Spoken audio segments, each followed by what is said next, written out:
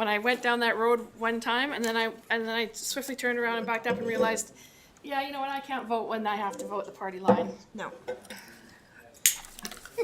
Do we have a party? Oh. Oh, But I mean, in duly some noted. municipalities, there is party lines. yeah, there right? is, So, and that's why I hope that never gets Yeah. here. I agree. And even then, though, I mean, it's not held the same way it is when it's No. when your sort of life depends on whether or not you're ever going to be cabinet minister. I imagine that you have to raise your hand and hold your nose a few times if you're trying to go up the food chain in any capacity. Yeah, maybe. It's a different life.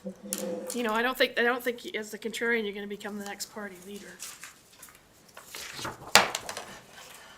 And as much as I agreed with most things, there's a few outstanding things, and yep, that was just enough to say, nah.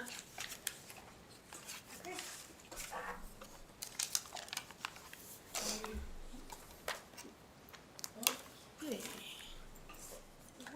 So, welcome. Kind of tidy. Sorry for the mess. Welcome, everybody, to the Tuesday, January the 31st meeting committee of the whole of the Corporation of the City of Nelson. I'd like to call the meeting to order. We would like to acknowledge that the land on which we gather is the traditional territory of the Ktunaxa, the Syilx, and the Sinix people, and is home to the Métis and many diverse Aboriginal persons. We honor their connection to the land and rivers and respect the importance of the environment to our strength as a community. So, welcome, everybody. I believe that just to let everybody know, when you're looking around the room on camera right now, I'm sure that Councillor Page is just running a few minutes late, and Councillor Pinero will be coming in remotely. I don't see him attached quite yet. He's in Toronto with his team, so doing some coaching things. Oh, and I just have a note here from Councillor Page. He's going to be 10 minutes tardy. So I'm sure he'll be coming in momentarily. So carrying on, item number 3, introduction of late items. Does anybody have a late item that they want to put on the table for this evening? Seeing none, moving on to adoption of the agenda as then circulated. Can I have a mover? Moved by Councillor Payne, seconded by Councillor Woodward. Any discussion? All those in favor? All those opposed? And that carries. On to item number 5, adoption of the minutes of the previous committee of the whole, which was back on October. We haven't had oh, okay. These are the ones that are here. Okay. Adoption of the minutes of the previous committee of the whole for dated October the 25th, 2022. I'll move that. And Councillor Woodward will move, seconded by Tate. Councillor Tate. And any discussion, any errors or omissions is what we're really looking for. Seeing none, all those in favor? And that's, any opposed? That's carried. Moving right along to item number 6, City Manager's verbal report. So I'd like to ask Manager Cormack. Sure. As council's aware, there's been a busy December, January with department presentations and starting the budget presentations. So I think these have been hopefully quite informative, and I thought there were lots of great questions asked. One of the so as part of that, what we're going to start to do is arrange some council tours. Ask Department Paramedics and Development Services to maybe be the first one and just take council out and let you show you some of the developments that have happened in the city and you know what variances or zoning changes we made to allow those things to happen. Developments on small size lots, developments on where we've had multifamily, etc. So just to give you a real feel for when they come to, when you see them on the table, you can visualize what that looks like when they're actually built in the community. And I think it also sets up for the OCP where that's really what we're going to ask the community. Here's our the official community plan. Do I need to get my flag? So we do that review, I think they'll do the same thing with whoever that committee is to start. Here's the regulations, here's the OCP now, and here's what's how our community's developing. Here's some areas that are you know, we think could be improved, or some of the regs that currently get in the way. So we'll start with that, but we'll also, you know, our other departments, I think you need to see, you know, our wastewater treatment plant, and some hydro generation facilities, where we treat water, etc. So we'll organize all of that over time. I know everybody's schedule seems to be busy, so we'll respect that. One of the items that was presented in the fire presentation was the challenge they're having with managing all the grants that they've been applying for and receiving and delivering on. And they had identified that creating a part-time excluded position to manage those grants. And we just wanted to let you know that our intent is to go ahead and post that position. We've already reached an agreement with QP to allow that. Well, what we're going to post is actually the relief QP part of that, as we've reached an agreement with the union that we can, the current person that's been doing that, that we can move her into a part-time QP position, a part-time excluded position, and she'll just take leave for that other part of the QP position. She's the one that's kind of been doing that work to date, and it makes sense to keep her in there. So we're planning on going ahead with that so that we can get that done in time. I think as presented, you know, the level of grants and the necessity of that will certainly cover most of the cost of that position. On again, you know, the HR department presented previously. As you may have noticed, at least two of them have moved into their new offices there on the other side here with our IT department. Those have been finished, and I think it's been a positive move of how we've organized work around certain departments. So there's the 3 HR and OH&S. OH&S, Occupation Health and Safety positions, so they're responsible for all aspects of that, and we really organize that around various departments. So one of the coordinators picks up our operations, our public works operations, another has our human services, and a third has IBW and some other departments. So, but they also have a cross-functional responsibility. Each of them has a backup, or they cross back up each other for each of those departments. So I think that's going well. We recently had a labor management meeting with QP, which I thought was very positive. They like the changes. So we're very appreciative of the Christmas party this December, and it was well attended, and they said they got positive feedback from those that attended. Also on the HR front, as you're aware, we've recently concluded a collective agreement with the police. Hire in the next month or so, and we still have to conclude an agreement. Speaking of Nelson Hydro, again, I think as you're aware, we are working through a number of applications with the BC Utility Commission. All of them are extremely time consuming.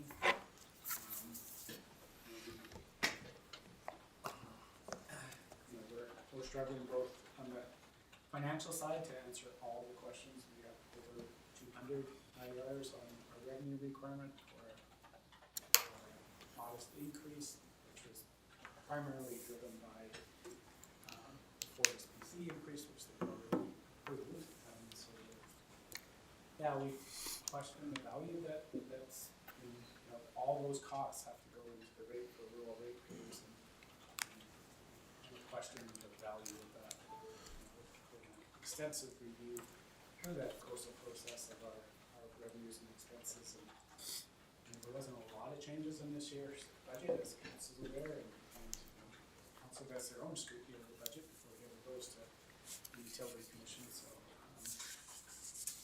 trying to work with them to try to find that value place that this year is the first year that the coast has applied, so we're expecting a bit more, but they seem to be drilling down to some levels that seem a bit odd on the electric utility. Just to look at this in conjunction with our water and sanitary utility, which has no relevance to their electric utilities.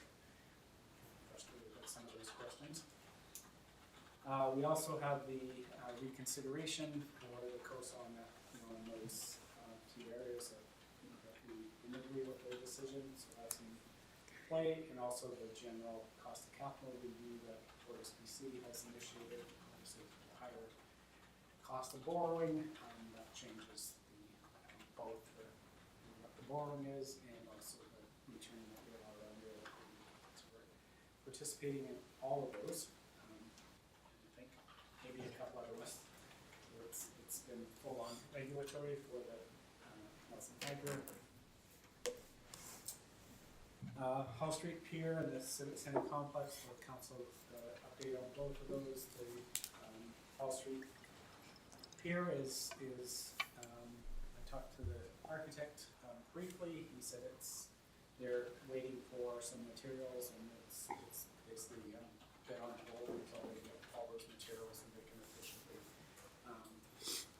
finish both the Lady Bird building and the docks and the rest of on the pier itself. Yes. Thank you. Yes. Through the chair. Will it be done by the summer?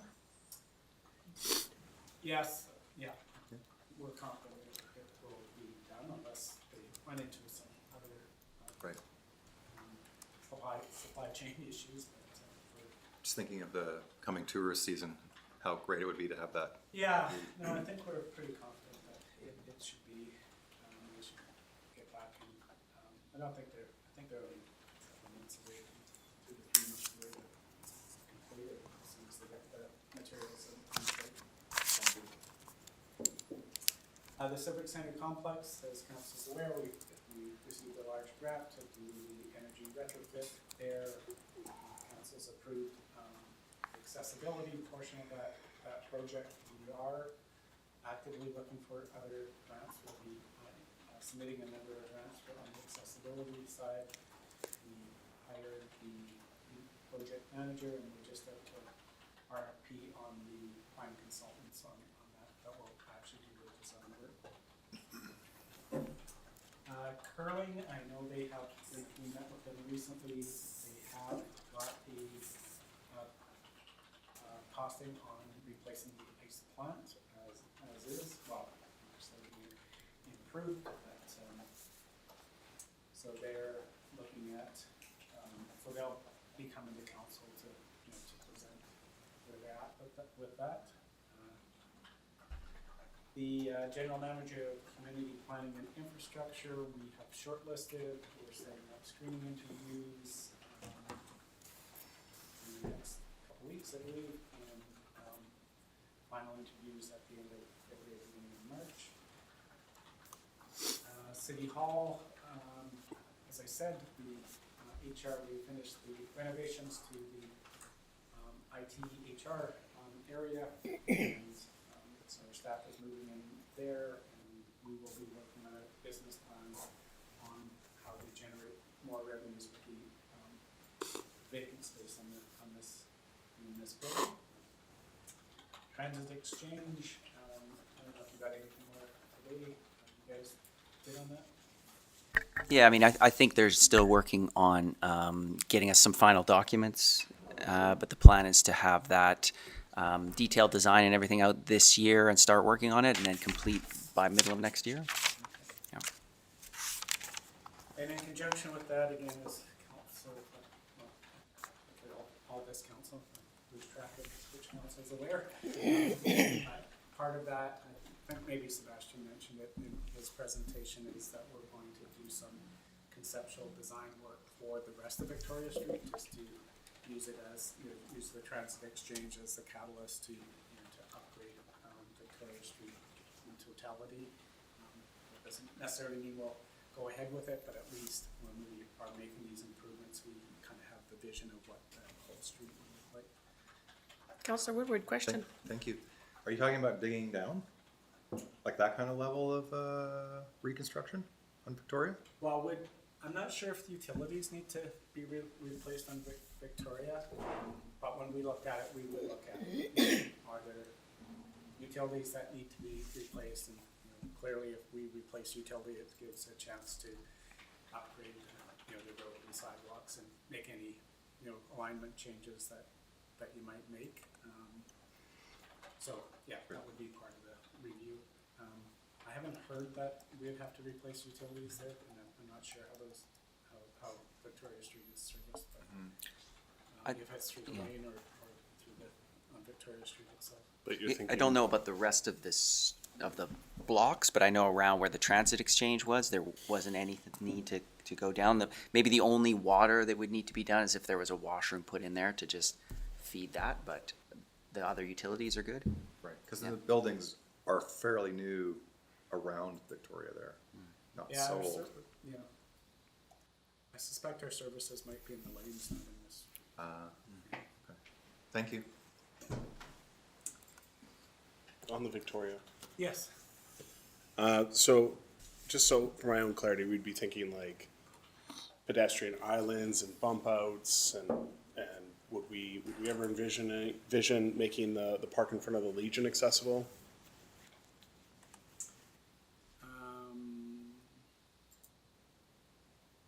On the Victoria Street side? Yeah. Yeah, that's a challenging building to get up into. But yeah.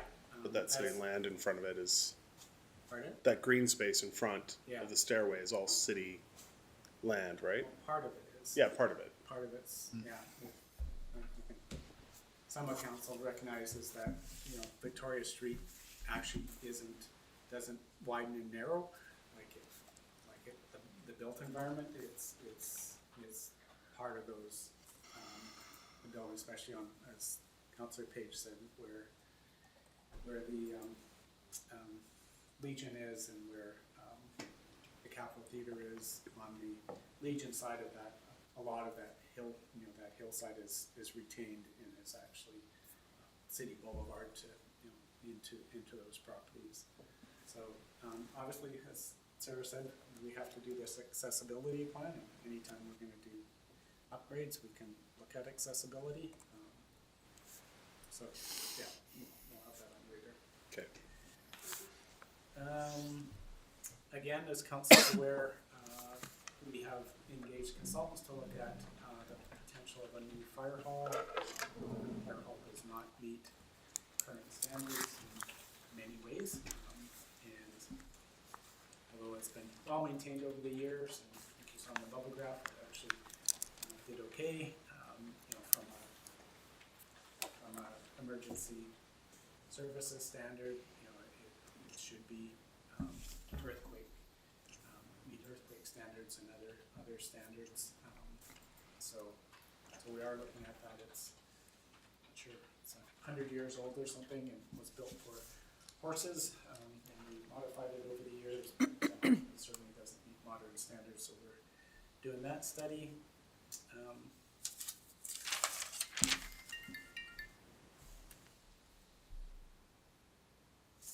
And finally, we are looking for dates and a consultant to do strategic priorities with council. So I think we've floated, the end of February, beginning of March, depending on whether we can find a consultant that can work with council on that. So those are the major things that are on the plates at this time of the year. Chris, did you have anything you want to add at this stage? No, we'll be continuing this Friday with our budget. We'll try and get the capital piece, to the end of that and kind of go through our reserves and any questions you might have on that. I want to reiterate that it's all a moving piece and things are still in flux and things change. So I don't want you to feel that you know, if when you walk away on Friday that it's a done deal, things will keep moving and we'll have time to discuss, and our discussions with the departments and helping to sharpen the pencil are still continuing. So I'm hoping we'll see some numbers change and hopefully come down a little bit as we get a little more refined on what they need. So we'll kind of revisit that again on Friday. Any questions to either of the senior staff members? Counselor Payne and then Counselor Page. I just want to make two comments. I just want to ensure anyone in the public who's watching that the fire hall will remain a vibrant part of our community as it is, but the operations that have been in that place for 100 years. I think that's an important thing for us to remember.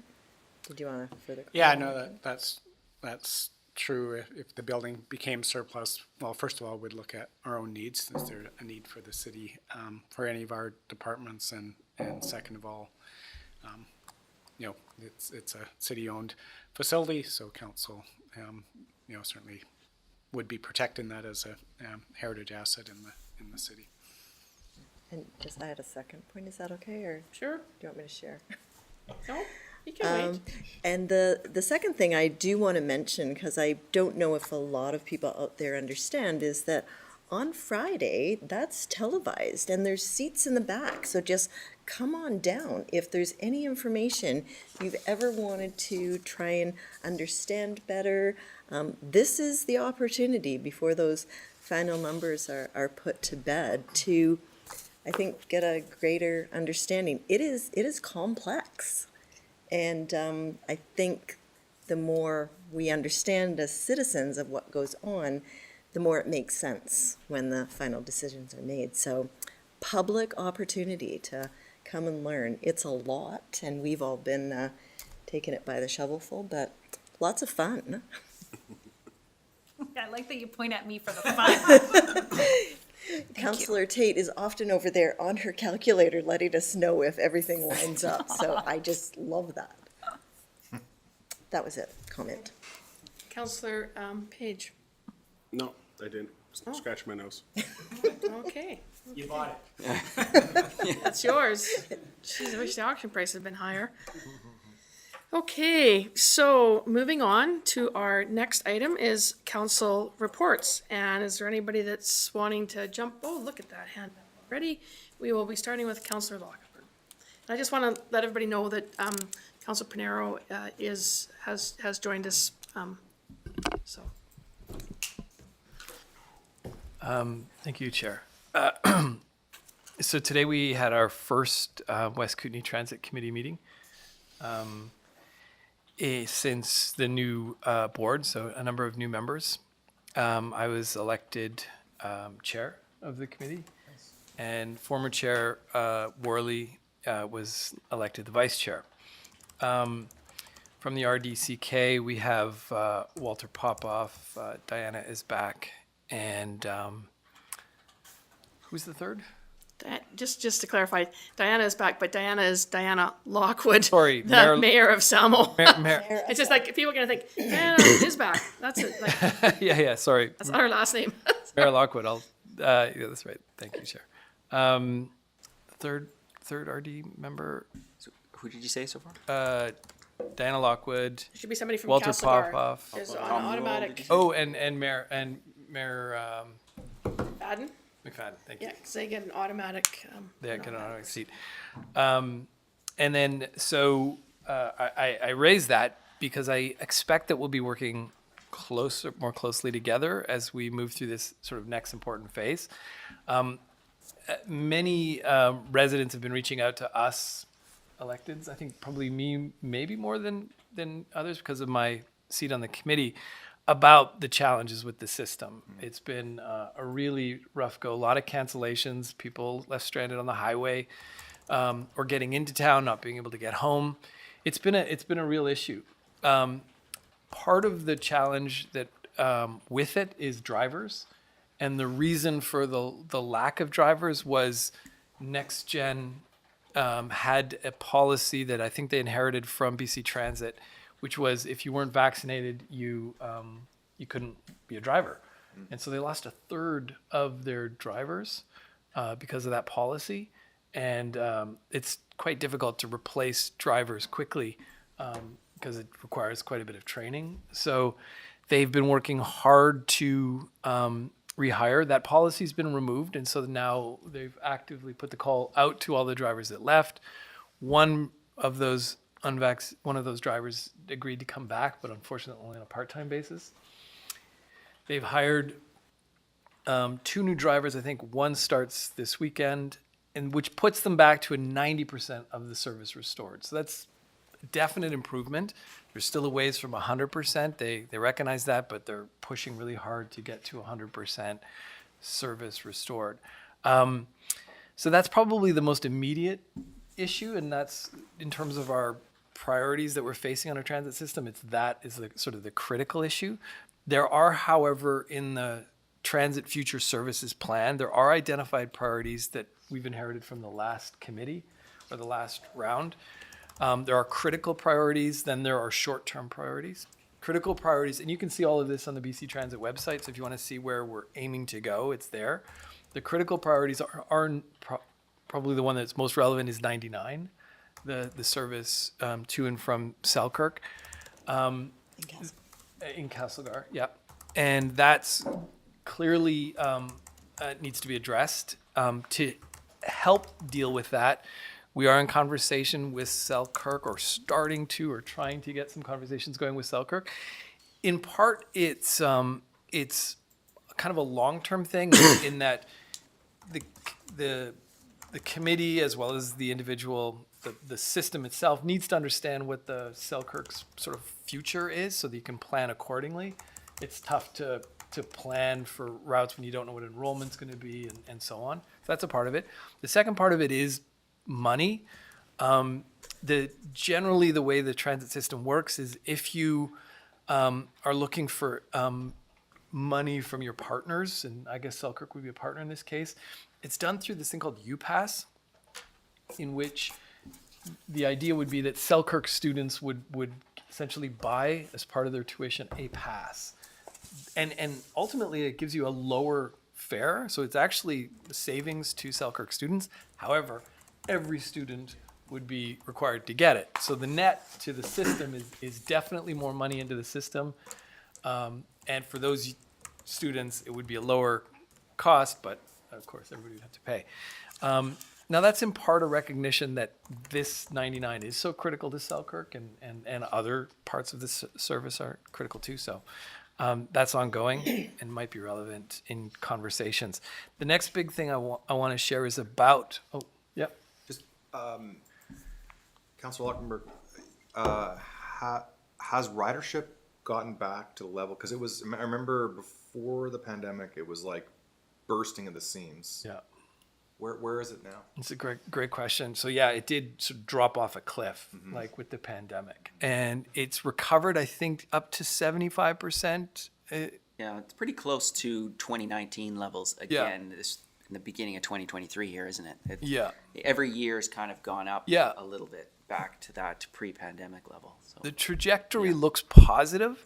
However, I just would stress that so much of ridership is based on trust in the system. And anecdotally, having ridden the transit system, I talk to people, and there's people who are thinking of buying a car because they need that service to get to work. And if it's not 100% reliable, they're not going to ride it. So everybody around the table recognizes that. Next Gen, everybody recognizes it. It needs to be stabilized so that we can get ridership back to where it was, and hopefully significantly grow it. So it's looking positive, just not strong enough. Thank you. Councillor Payne. Just following that same thought, so I can understand the reliability of the system with Next Gen and their drivers, but with, excuse me. But in Nelson, we haven't had the same issue, so is ridership different? Is it recovering? Yeah, that would be a question more for staff. Okay, I think okay. we didn't Yeah, get that report let at the me- committee, but Just interesting, because I am a transit rider, and I find it really random. I haven't really been able to figure out which buses are packed and which aren't.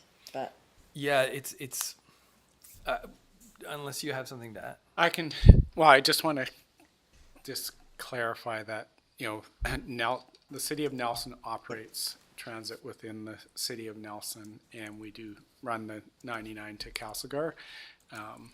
So we are not having the problems that NextGen have. We have not canceled any routes or lost any service, and we, because I think we've done a really good job of promoting the West Kootenai transit system, we are fielding a lot of those calls from the public that have nothing to do with the service that, or the areas that we're operating. And we actually, staff met with BC Transit yesterday and asked them that they need to resolve that, and they also need to build, public trust back into the system. And we think that's the role of BC Transit and working with NextGen as their operator.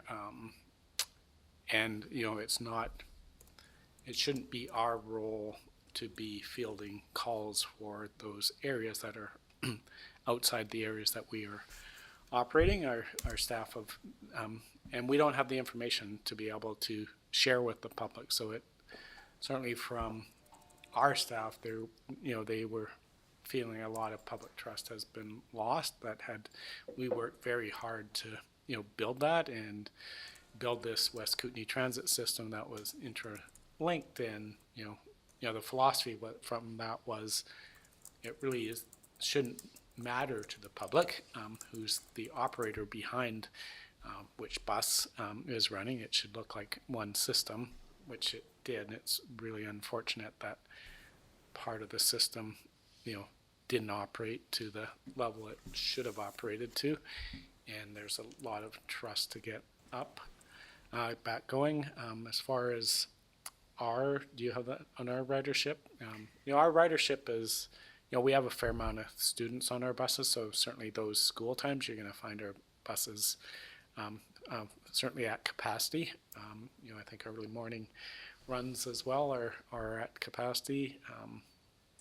And, the other runs, I would say generally are lots of room on those transit buses.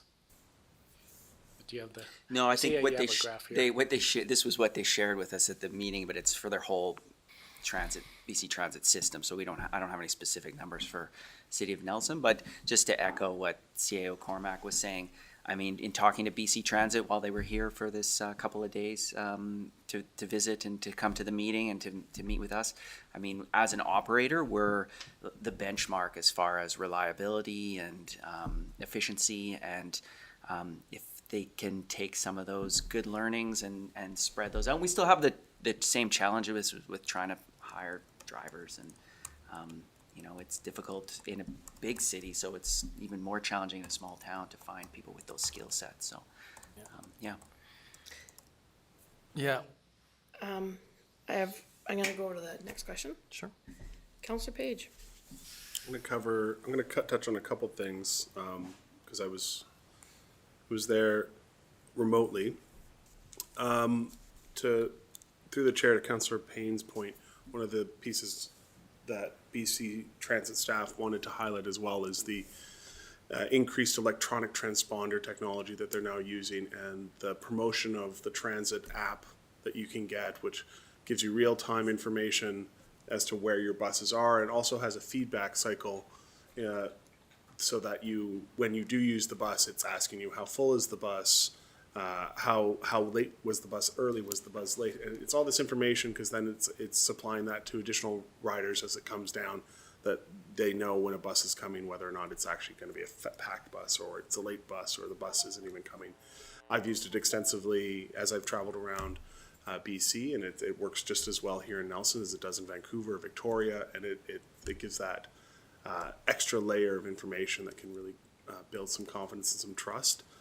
Some other notes I took from that meeting is as much as the impact during the beginning of the pandemic on the initial labor, the NextGen contractor has petitioned the labor board and been successful at moving their labor force into QP, which allows them additional flexibility, both on the remuneration side as well as the driver scheduling side, which they did not have under their previous union contract that they had before. And so that's also expected to positively impact their ability to move and supply labor to where it's needed when it's needed, on top of the new drivers that they're bringing online. And so a real hallmark of staff there was like, if you know anyone who wants to get their class 2 and become a driver, like that's the solution above all solutions for ridership in this area right now, is a couple more people who want to step up and get their class 2 is really going to make a big difference in the near term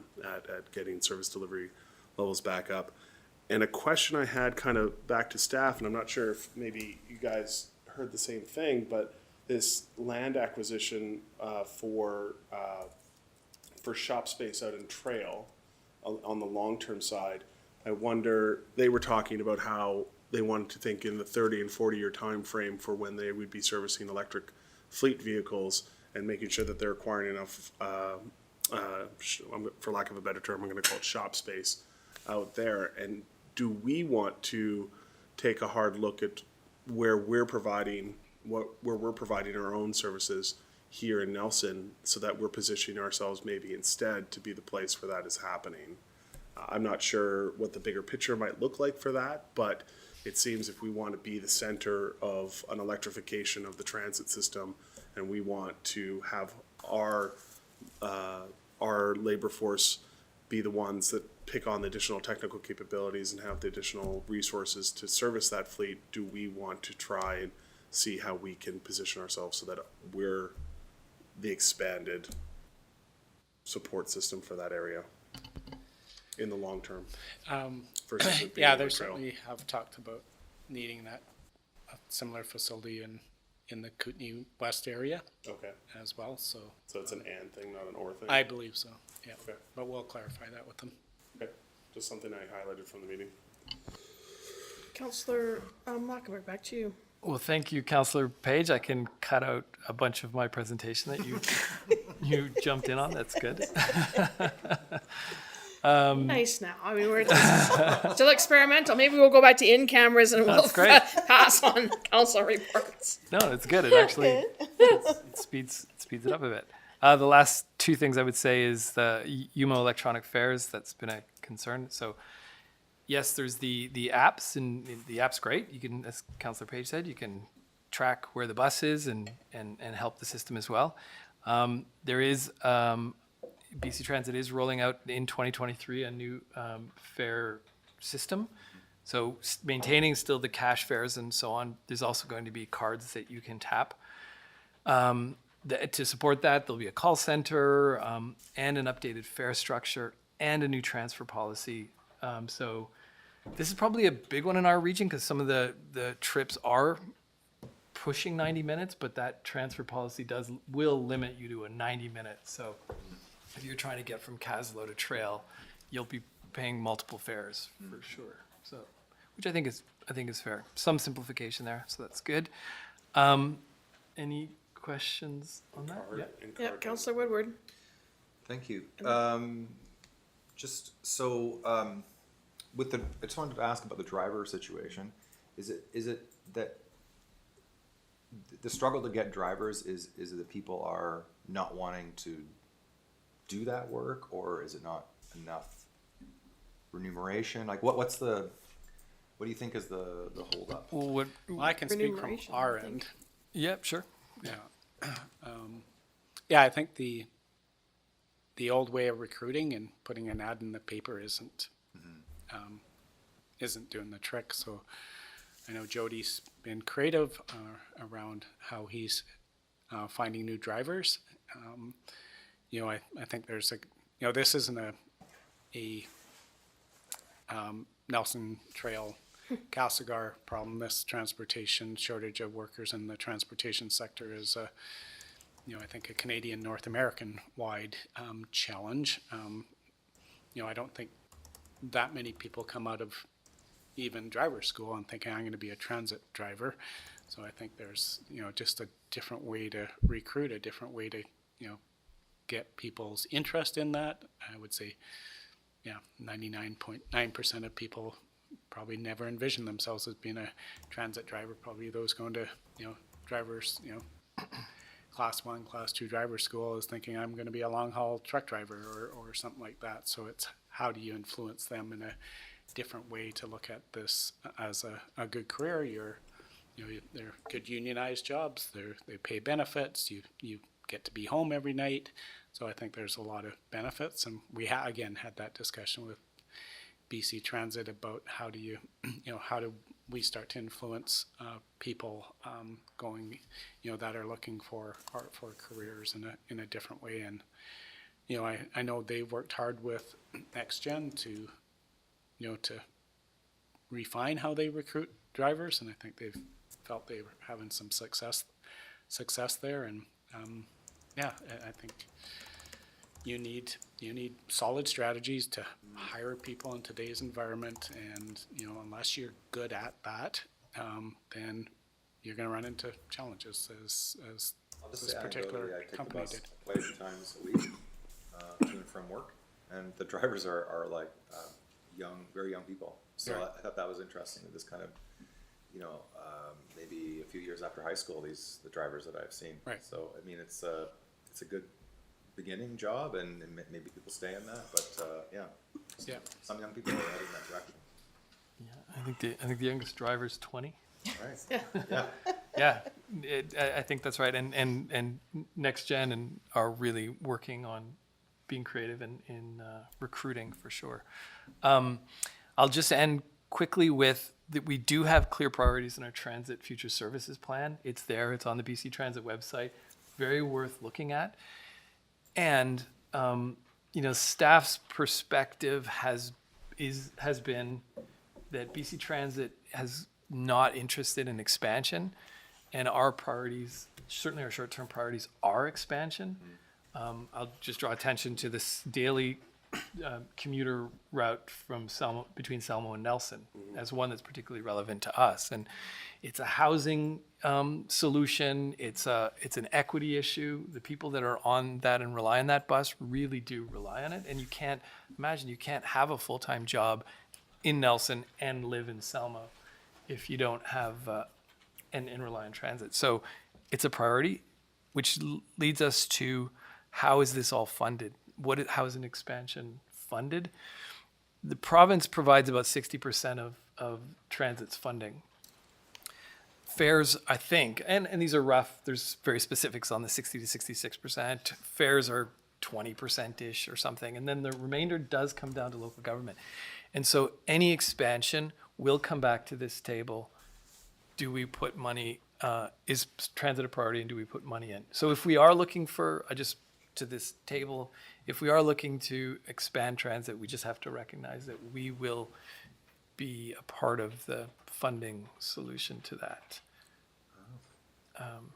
My question regarding that, because I'm new, so even though we have our own Nelson Transit, then we can contribute to the West Kootenai Transit separately, differently? We are in the service agreement with the RDCK. But that's table? not, It's two separate things, I Yes. understand that? Yeah, Yeah. okay. so And we so you're don't, saying it comes back to this table, but it actually comes back to the RDCK? So it doesn't come back to us? RDKB too. It does in the sense that We pay. we pay. We're part of the service. Well, I'd be careful there. We've negotiated only to pay for the Calscar Nelson run, because the history of this is RDCK had like these 9 different services for each of their runs, and they amalgamated those into one. But part of that agreement was that that because the city pays for their own transit service, which isn't funded by any of the other partners, that we can't be paying for service in the Cusp and Folkier and Salmo and all these other areas. So we just need to be really careful that those, there is no funding from rural residents that come in to fund any of the transit system in the city. So likewise, we can't be funding, city residents shouldn't be funding, these services in the rural area other than the connectors. Now, if Salmo Nelson becomes a connector and that makes sense, then certainly that's something that could be negotiated, but it's not a automatic that city residents would pay for that. And I think my point on that is that this isn't something we can just go to the province and say, invest more. Whatever money, as a region, we ask from the province, we have to expect that there's going to be some matching on our part as well. We'll have to come up with something as a region.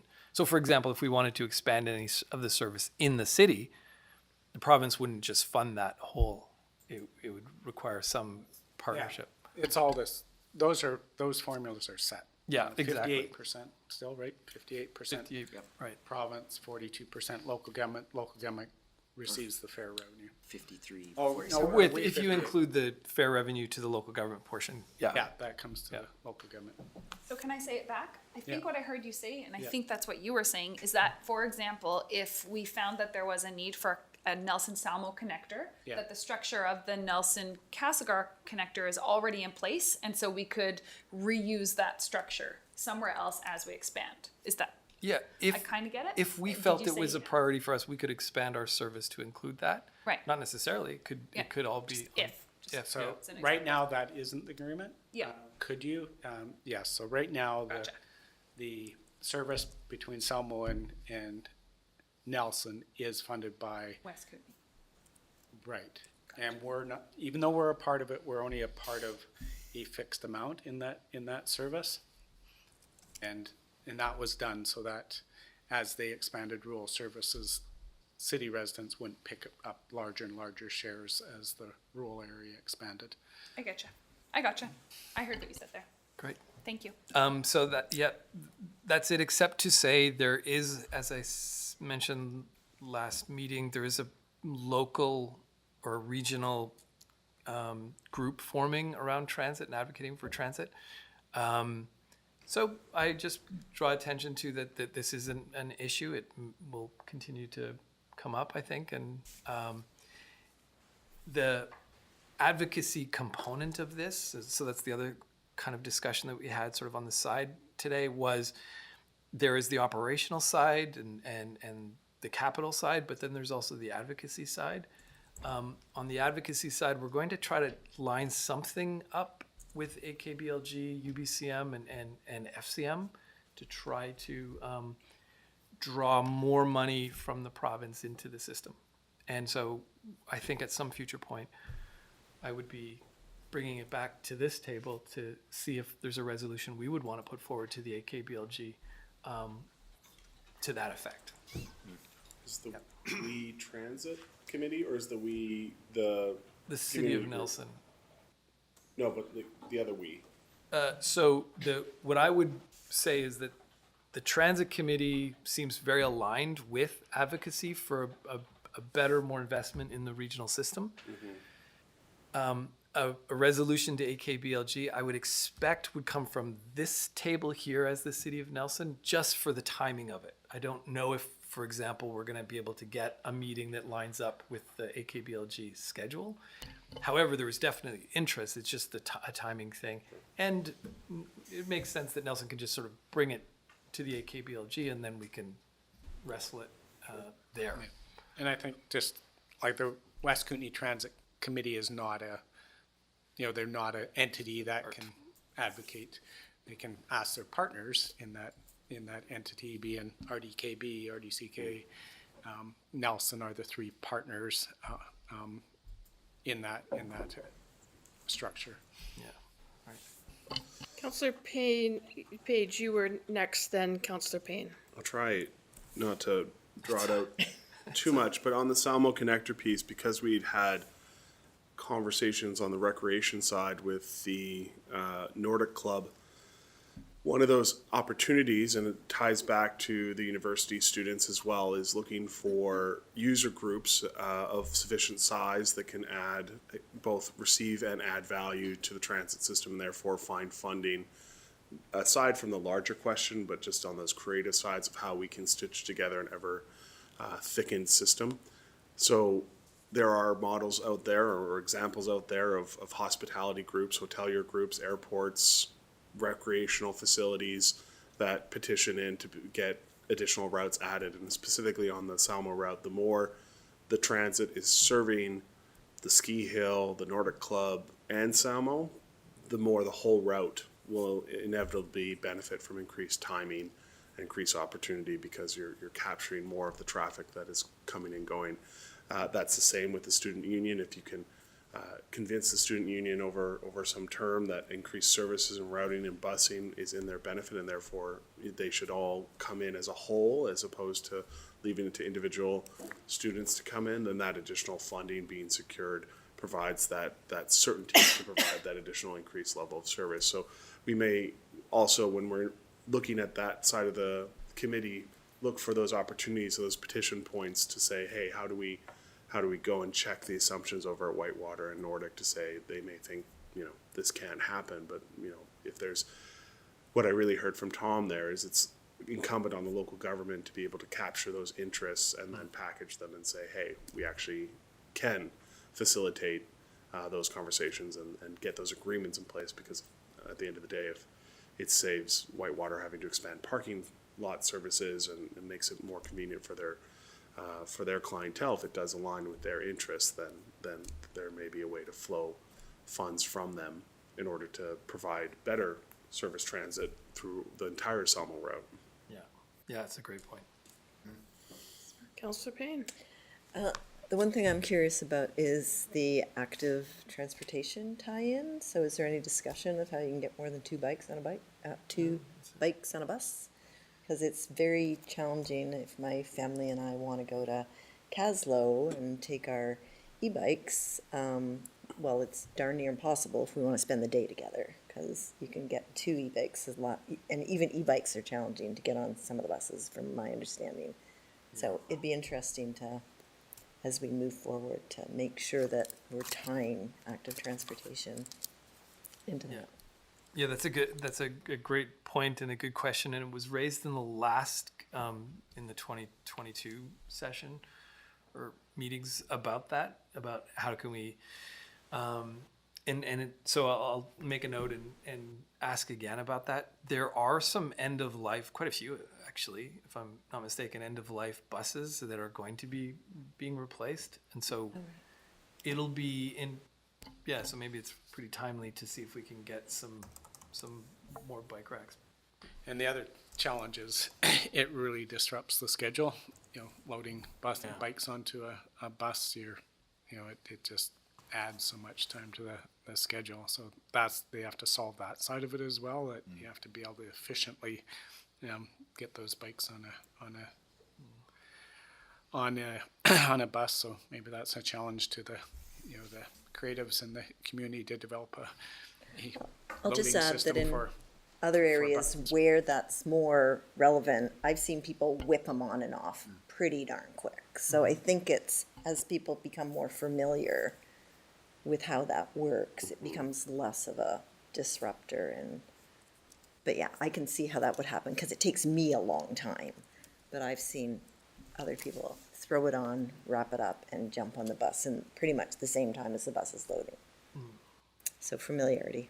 And just to set expectations around that and the electric buses, which I know has come up quite a bit. The conversation today was like, yeah, in 10 years, we can really see that we'll start to get some electric buses into the system here, in part because the way they're rolling it out. Victoria's getting them this year, and then it'll be the next big city, and that'll move its way here. And obviously, it makes sense that you do sort of a fleet at a time because of all the infrastructure to charge and maintain those buses. So for the public in particular that have been asking about electric buses, it's going to be a while. Yeah. Sorry, Yeah, Councillor Woodward? is there some innovative financing structure or something that we could, as a community, make that happen quicker? It's not an issue of money so much as it is just availability, and building up the organizational capacity to do it. We had at the last committee did a unanimous support for the city of Nelson to be considered as a pilot for an electric bus. So we pushed pretty hard. It passed. This table endorsed it. And still, it's not even on BC Transit's radar, given just how they would most realistically roll it out. So I don't think money is gonna help. It's more, can you get the buses and can you sort of Service stage them. the servicing and all the rest of it? Yeah, Charge them. charge them, service them, yeah, everything. Get their power from the Peace River. So I'm like, where did they get there? Okay. Anything else, Councillor Larkin? It's a long one, but. Okay, wow. Well, that was good. See, this system might work. Anybody else want to volunteer and stick their hand up, or shall I just go to Councillor Page?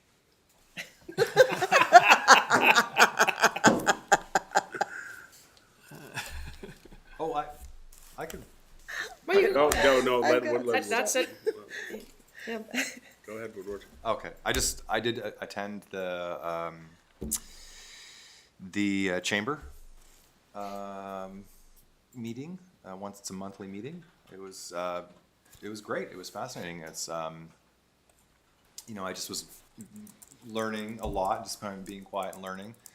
They asked me to do a sort of city update. That's kind of my role, is to toss my 2 cents in there when I can, but also just fill them in on what's happening. So I talked about the sewer plant issue and a couple other issues we've talked about in the public workshops. So and they were really pleased with that to have that. So yeah, they seemed happy to have a representative there, and so I will continue on with that engagement. Thank you. Yeah. Okay, now we'll go Councillor Page, now that he's got his docket up. I had it up the whole time. I will. So, over the course, since the last update, we have met as the West Kootenay Hospital Board. The only pertinent update I would bring from that is just the fulsome swing of the construction up at Mount St. Francis, which we kind of already know, but it's a discussion piece there. The question was put towards Interior Health on the prioritization of the oncology renovation at Kootenay Lake Hospital. That's been approved in principle and is on the priority list, but is not part of the 2023 funding asks for this year. So we'll receive some more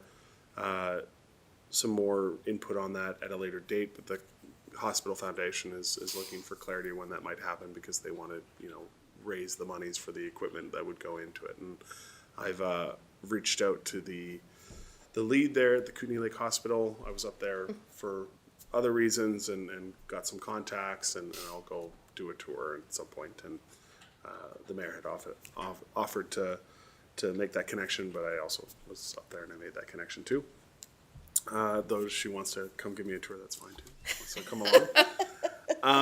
Knowing that it's her stomping ground. From the Recreation Commission side, so we've already kind of discussed it to some length, but the establishment bylaw after the service review is now in place. Some of the bigger pieces that were part of that discussion at our last meeting mostly center around the terms of reference that are being developed by RDCK staff, and Commission has been asked to provide their feedback on developing a terms of reference to do a consultation, engagement, and needs assessment of the entire campus, not just the facilities that sit within direct RDCK ownership, because now the establishment bylaw makes clear that we have, at least from a perspective of planning and understanding and coordinating, a requirement to know a little bit more about what's going on around us. And so there will be more discussions in the coming months between us and city staff, and looking to just tighten up that partnership in a way. We obviously pay the lion's share of that service, and so having a clear understanding and a coordinated approach to how we develop the campus is an important piece to that. So right now it's just about terms of reference and how we might approach that, and what's important and what's on the table, what's not on the table. The update pieces that I am going to pull from my notes on the board meeting is we have pushed forward to do an invasive species implementation and regional strategy, essentially, to start to get the broader scaffolding on to what the approach needs to be on a regional district level to deal with the invasive species. So we're partnering with the Central Kootenai Invasive Species Society for an implementation of that and development of that. That is separate from the work that the board already approved to deal with invasive species on their own property. This is more, there are two, just because it can get, those things can become muddled, but yes, this is to, what is the strategy for the region? What do we need to be doing as a region? Not just the properties itself, but the board is also pursuing just dealing with the stuff that's on their lands, on their transfer stations, on their right-of-ways, that kind of stuff. And other than that, I'm open to questions. I've got other notes here, but I thought those were the highlights. And city manager's ready to go. So just in terms, when you say the RDCK, the region, are you referring to the rural areas or the municipalities Yeah, as well? this would be looking at the board resolution. Doesn't say rural, it's a region. Yeah, sometimes we confuse region with rural and vice versa, so it'd be Yeah. great to clarify what they're talking about. I know we, and when Colin McClure was here, we've done a fair amount of work with invasive species folks around, Yeah, the city proper. yeah. So we just probably want to at least coordinate what they're planning, so. Yeah, so this didn't flow from rural affairs, and it wasn't specifically rural area, in the motion or anything else, so it is meant to be regional, and but probably a good place to touch base and make sure, Yeah. how does that fit in the urban context, be it Castlegar, be it Nelson, be it Creston, be it Caslow. Councillor Lockenberg. Just to be clear, does this fit under a service, or who would administer? The, well, I'll let Councillor Page answer that. Do you know? This will come out of general admin. Yeah, it comes out of general admin, so It- that's always a bit of the concern, because general admin, we pay Yeah, we pay. quite a bit of money into general admin. Yeah. And it's this, again, like transit, like many things that we talk about, is that it's very easy to get into the slippery slope of duplication of service. So we engage CCAS for a lot of the invasive weed issue here Got the in the cost here city of more. Nelson. And so, again, so if we're doing that, but through general admin, are we paying more money? And like, are we actually part of their plan, or just we're a source of some revenue, right? So it's always that, you have to watch that again, and I think that's why the city manager asked that question, because we do engage them. And I've brought that up at the table when we've had these discussions around CCAS and the fact that it comes out of general administration, is that, we already engage this group to manage our invasive weeds as best as we can here in the city of Nelson. It's not to say that we couldn't do somehow better, but I don't think a regional program is necessarily gonna make the city program more flush. But it's good that, if you live there and I live here, that, we both get our weeds cleaned up, for sure. Yeah, well, it does Yeah. make them more effective together, right? Yeah, and I was just gonna say, there's potentially two services where this could land under. I was thinking the sustainability service maybe, or the rural service, or the emergency management. So, like, there are services It's a for huge this. climate change. Yeah. Yeah, they do have services at the regional district, so they do have do they still call it CSLAC, Councillor Page? Yeah, And- whatever we named it. And that's where I saw that Yeah.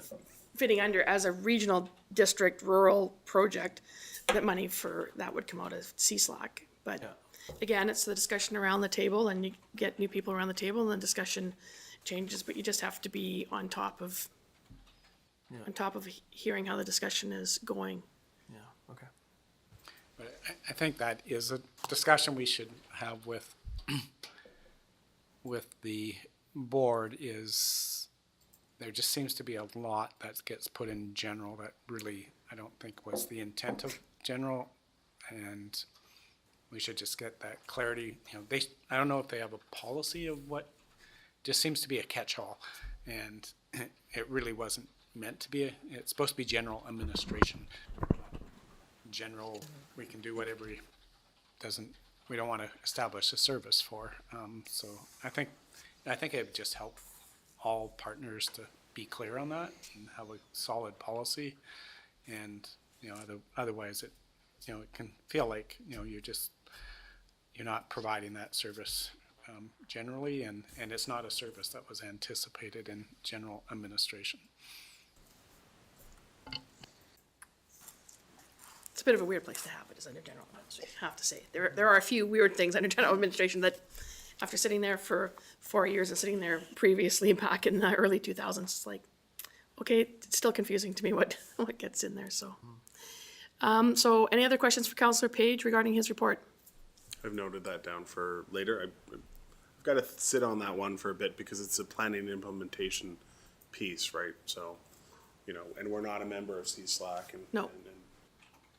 but we have that invested interest in what that planning looks like when it surrounds us. We're not a silo either. So it's kind of like, where is the benefit of the silo? Where is the benefit of the silo? And if we're going to go push it, if we're going to have it more in that silo because it aligns better with the vision of climate sustainability, then I think we might want to have the discussion of how we, join, but with a limited input because of our more transcendental reasons for wanting to be there, right? So that at least we're there and all the partners are there, and therefore we support that planning work, but we're not on the hook for the same kind of percentage level that we might be in general admin. I think that's where that negotiation might need to happen, right?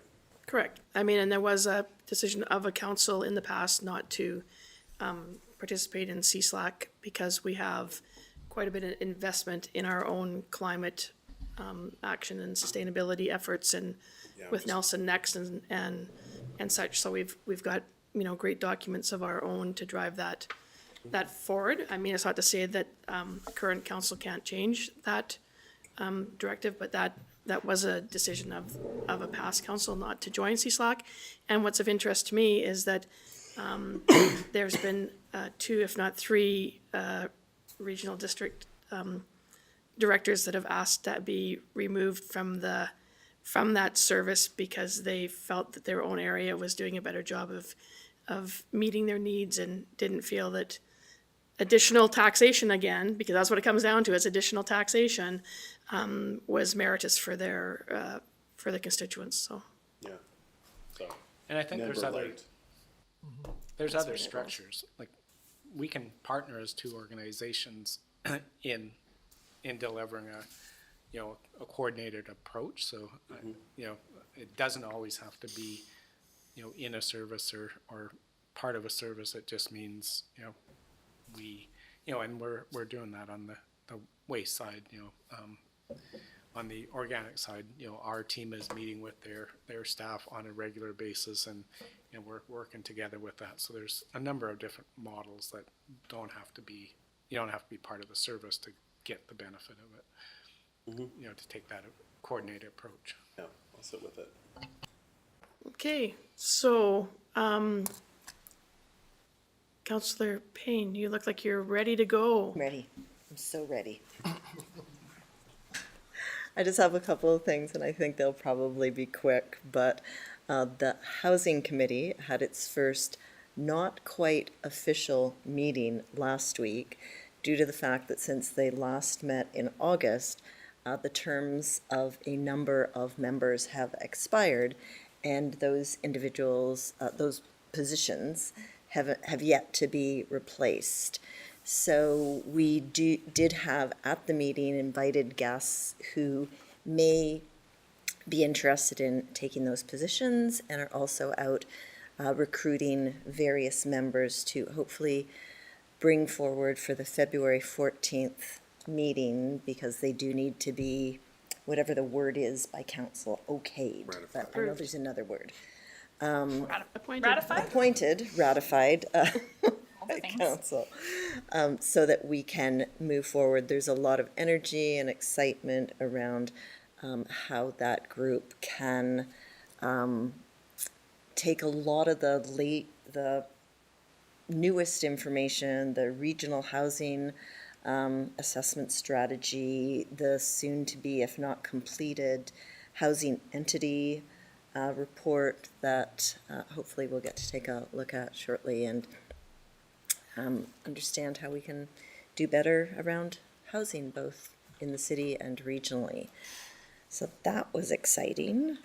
I went not to the Chamber of Commerce, but Business After Business was last week, and it was held at the Legion. It's the first time I'd seen it since it was, did its COVID grant funding upgrade. Looks great in there. You no longer need to be a member of the Legion to go in and have a frosty beverage. So if you want to check it out, just walk in the door. They'd be very happy to see you. This afternoon, I was at the SENCOR meeting, which is short for the Seniors Coordinating Society, a long-standing Nelson organization who is focused on seniors' issues. But the one thing I wanted to mention with tax season coming up is they are one of the providers in Nelson to do your taxes for free. So they have experienced volunteers. They've been offering this service for 23 years. They run a tight ship down there. They know what they're doing. They could use a couple of volunteers, which they need to bring on board. Did I say something funny, Kat? No, I just said I'm a senior now. Yeah, Go you get can me. Well, there is an income barrier. Yeah. Not a barrier, there's an income threshold, I guess, is the word. Generally for a solo single senior, say that 3 times quick, it's $30,000, and they weren't absolutely sure of what the couple threshold was. But check it out, they don't just do seniors, they do all low income. But at that meeting, I found out that the Nelson Food Hub, have I got the name right, will also be, Nelson Community Food Center. thank you, the Nelson Community Food Center, I have a real barrier with that one, will also be providing that service this year, so there will be 2 opportunities. But if that's something you've just been dying to do, is do not only your own taxes, but somebody else's, you can call up the Seniors Coordinating Society. They are looking for a couple of volunteers, which they need to get in place fairly quickly because it gets super busy over there at tax season. I am just going to close with one of my favorite things, and that's the Nelson Hydro Instagram. I love how they've been talking recently about that peak hour time, especially the peak hour between 5 and 7. It's so critically important, and we're in this cold weather right now where it makes a huge difference because that peak that we hit affects how much we pay for the entire month. So if there's the entire year. Oh Yes, my it's for the whole gosh. year. I thought it was just the month. No, the highest that comes is the rate that we then pay to buy it all for the next year. So, boy, I think of him as Scott, but I don't know what his title is over there. General General manager. Manager Spencer did a great video talking about, how that works, and it wasn't something that was on my radar. So we now have adjusted some of our habits at home so that we're not doing any, you obviously have to heat your home and you may have to cook your dinner between 5 and 7, but if you don't have to do a load of washing, you don't have to run your dishwasher or, blow dry your dog because you had to shower him down, do it outside of those hours, and it helps all of us. So just a little public service announcement, but I'm always excited when I hear those tidbits of how we can save money, and that's every citizen who has a hydro bill, which is everybody here. And that's my brief report. I'm open for questions, but I don't know if there's anything. Okay, I have Councillor Pinero in the chute lined up for the next one. Councillor, can you hear us? I can, yeah. Can you Oh, hear me? great. Oh, yeah. Louder than when you're here in the room. Stay away. No. She didn't mean that. Yeah. Enjoy it while you can. This microphone thing. And we can see you. So And hopefully your team is Perfect. doing well and everybody is all set to have a good week of competition. So, but anything you'd like to report on? Yeah, no. As most of you probably know, I'm in Toronto right now. It's the boxing nationals, so here with the provincial team and just getting acclimatized. Nothing's happened yet, but hanging out in Brampton, which is not that pretty. It's got to be said. But it's great. So yeah, as far as council things, I have done. I've been meeting with people and acclimatizing myself to the job and kind of getting my feet underneath me. And none of the committees that I formally sit on have I had the chance to get to a meeting yet. But I did have the opportunity through Councillor Payne on January 11th to go to a Nelson Committee on Homelessness meeting. It's something that I know that she's been a part of for quite some time, and she invited me, and that was the first time that I'd been that I'd sat in on one of those, and I just wanted to, make a note of that because I think one of the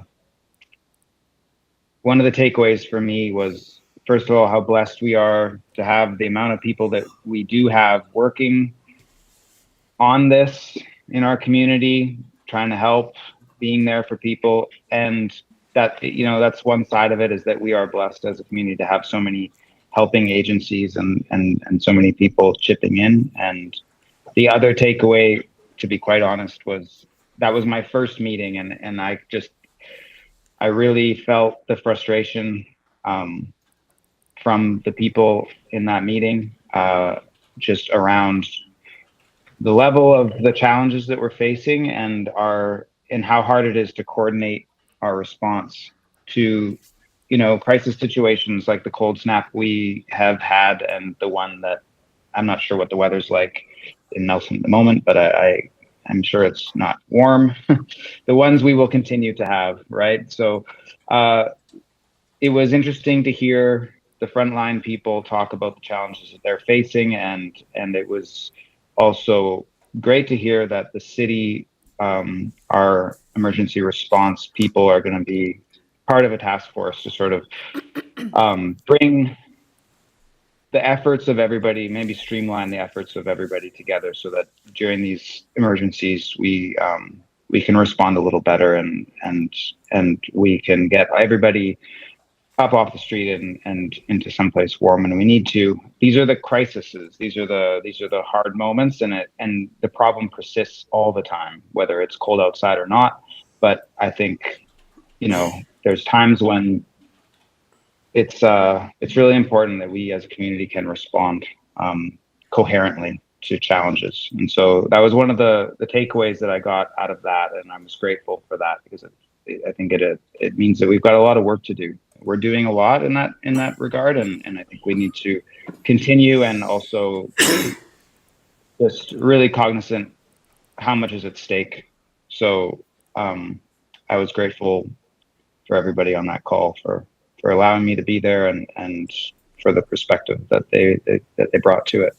In addition, I've just been doing the job and meeting people in the street, and people have been coming down to the gym to speak to me, and I've got, I'll have more to report next time. I've got a meeting with the West Kootenay Climate Hub when I get back from Toronto. They're going to come down and speak to me about what they're doing, and just, a little bit of community accessibility, and just hearing people's concerns and what they want, and their solutions. And so that's sort of what I've been up to. Yeah, thanks. Thank you, Councilor Pinero.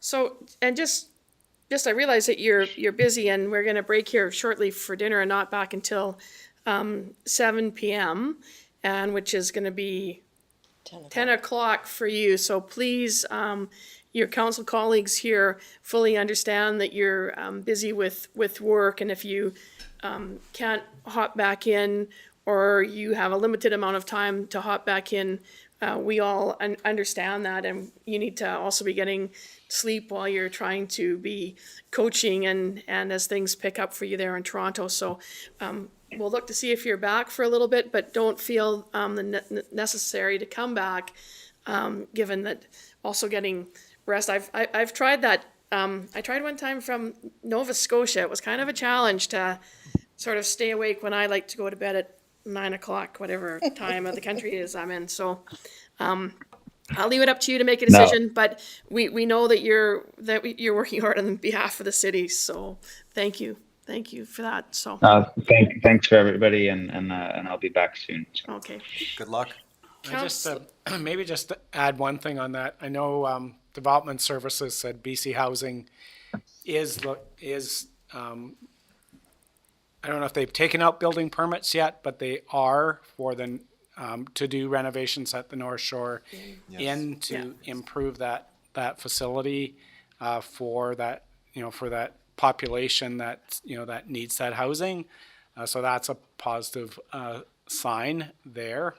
So I just wanted to share that. I don't know if that came up at the committee meeting or not, but that is in the works. Yeah, they're outfitting the units so that people can actually cook, right. which is critical. Yeah. And have a fridge. So Yeah. before it was kind of basically temporary housing, but now it's gonna be a little more steady. And there'll be a on-site person all the time, and so. I imagine take a look of kind of like Ward Street with sort of very basic cooking facilities. I'd imagine is what Single room they'll occupancy. yeah, Yeah. it'll look like Ward Street. That'll be great. Yeah. That's good news that they're getting on with getting that redevelopment done there. So, nobody's got any questions for Councillor Pinero. We will move on to Councillor Tate, and no pressure, Councillor Tate. You have 5 minutes. Thank you, Mayor. Been attending the Rec Commission, and Councillor Page has reported out on a lot that's going on there over the last week. It's really exciting to build some bridges and to get city staff involved with RDCK staff. I'm excited about that. I used my connections here at City Hall to invite Celia from our climate action team to participate at the Selkirk College all staff, all faculty Pro D Day at the end of February. So I'm excited to start building those connections or help to facilitate showcasing the incredible work that we do here at the city and how we can outreach into our broader community. So I'm excited about that. And participated in the Columbia Basin Trust orientation this morning, which was fantastic. Lots of history there, and good to see some of our colleagues from around the region signing in on Zoom. And looking forward to more budgets. I really am enjoying the budgets. It's right up my alley. Nice. Thank you. Any questions for Councillor Tate? I was going to say that I saw Councillor Payne last week at the trust orientation that I sat in on. So Good job. yeah, it is open to anybody. I think Always do.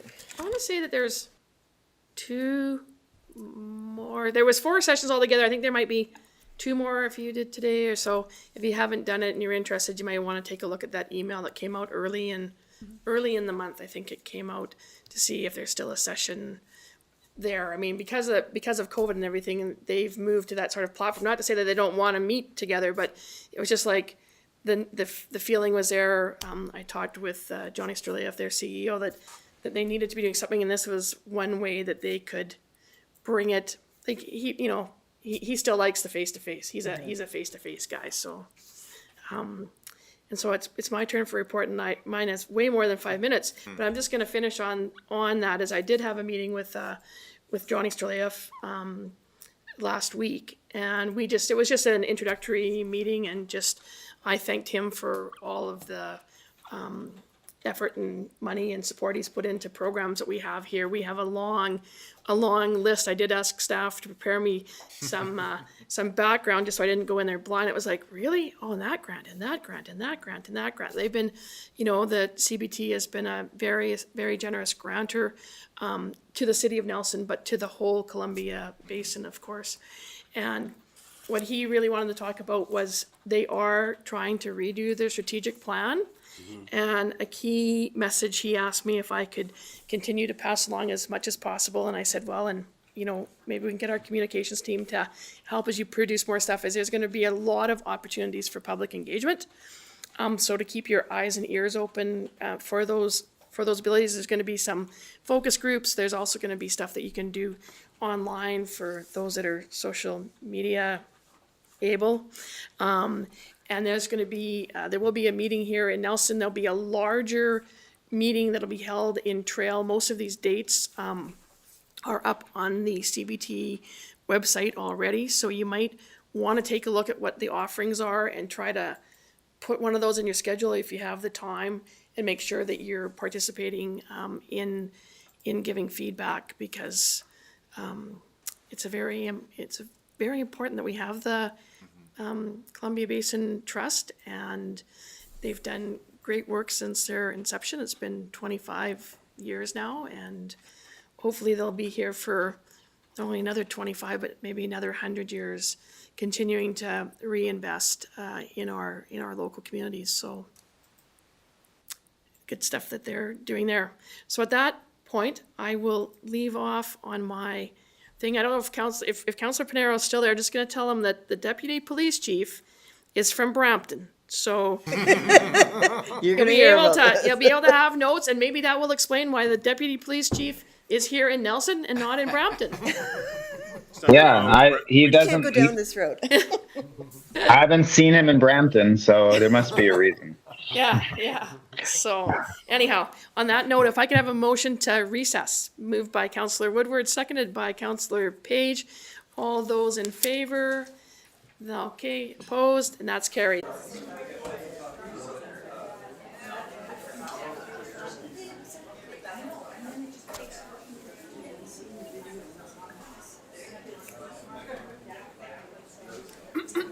Seven seconds, Jesse. All right. Yeah. About, I see what you did there. No, so, and I don't have the right. This is the biggest audience we've had in a while. since COVID.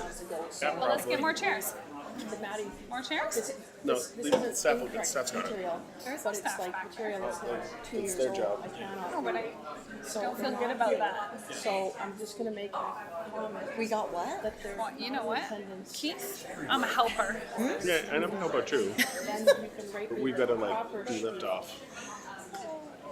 for when they come, whenever that is. I don't look as pretty. I actually I appreciate need- the mood lighting, Keith, if you don't mind. Get my own little personal spotlight. What? Your makeup on. Here we are. More like your picture. Blue steel.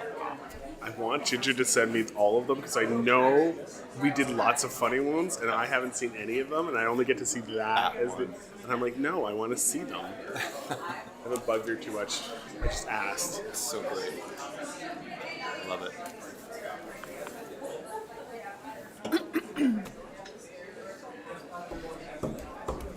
I always feel I'm turning my name. There. Go? Remember me?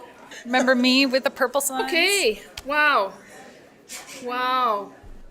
Look at that. So exciting. I feel. Should we get a picture to show that people come? Oh, Keith did.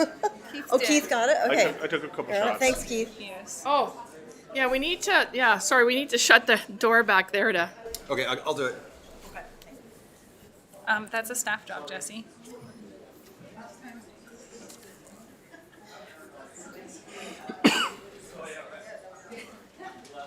Perfect. Dennis, I turned the air conditioning on, so it's a little loud, but Yeah, I mean, if, I don't turn know, the if air people hot, conditioning cold, on? indifferent. Turn I'm, the air conditioning on. well, it's an air circulator. yeah. If it gets too loud, we'll That's not a nice turn it nickname off. for If people Rick. get cold, I see that Leslie's still in her sweater from when we went I- for dinner, so. From when we went out, but I anticipated taking it off. Okay, I'm gonna use it. Because there's like a big crowd in the room.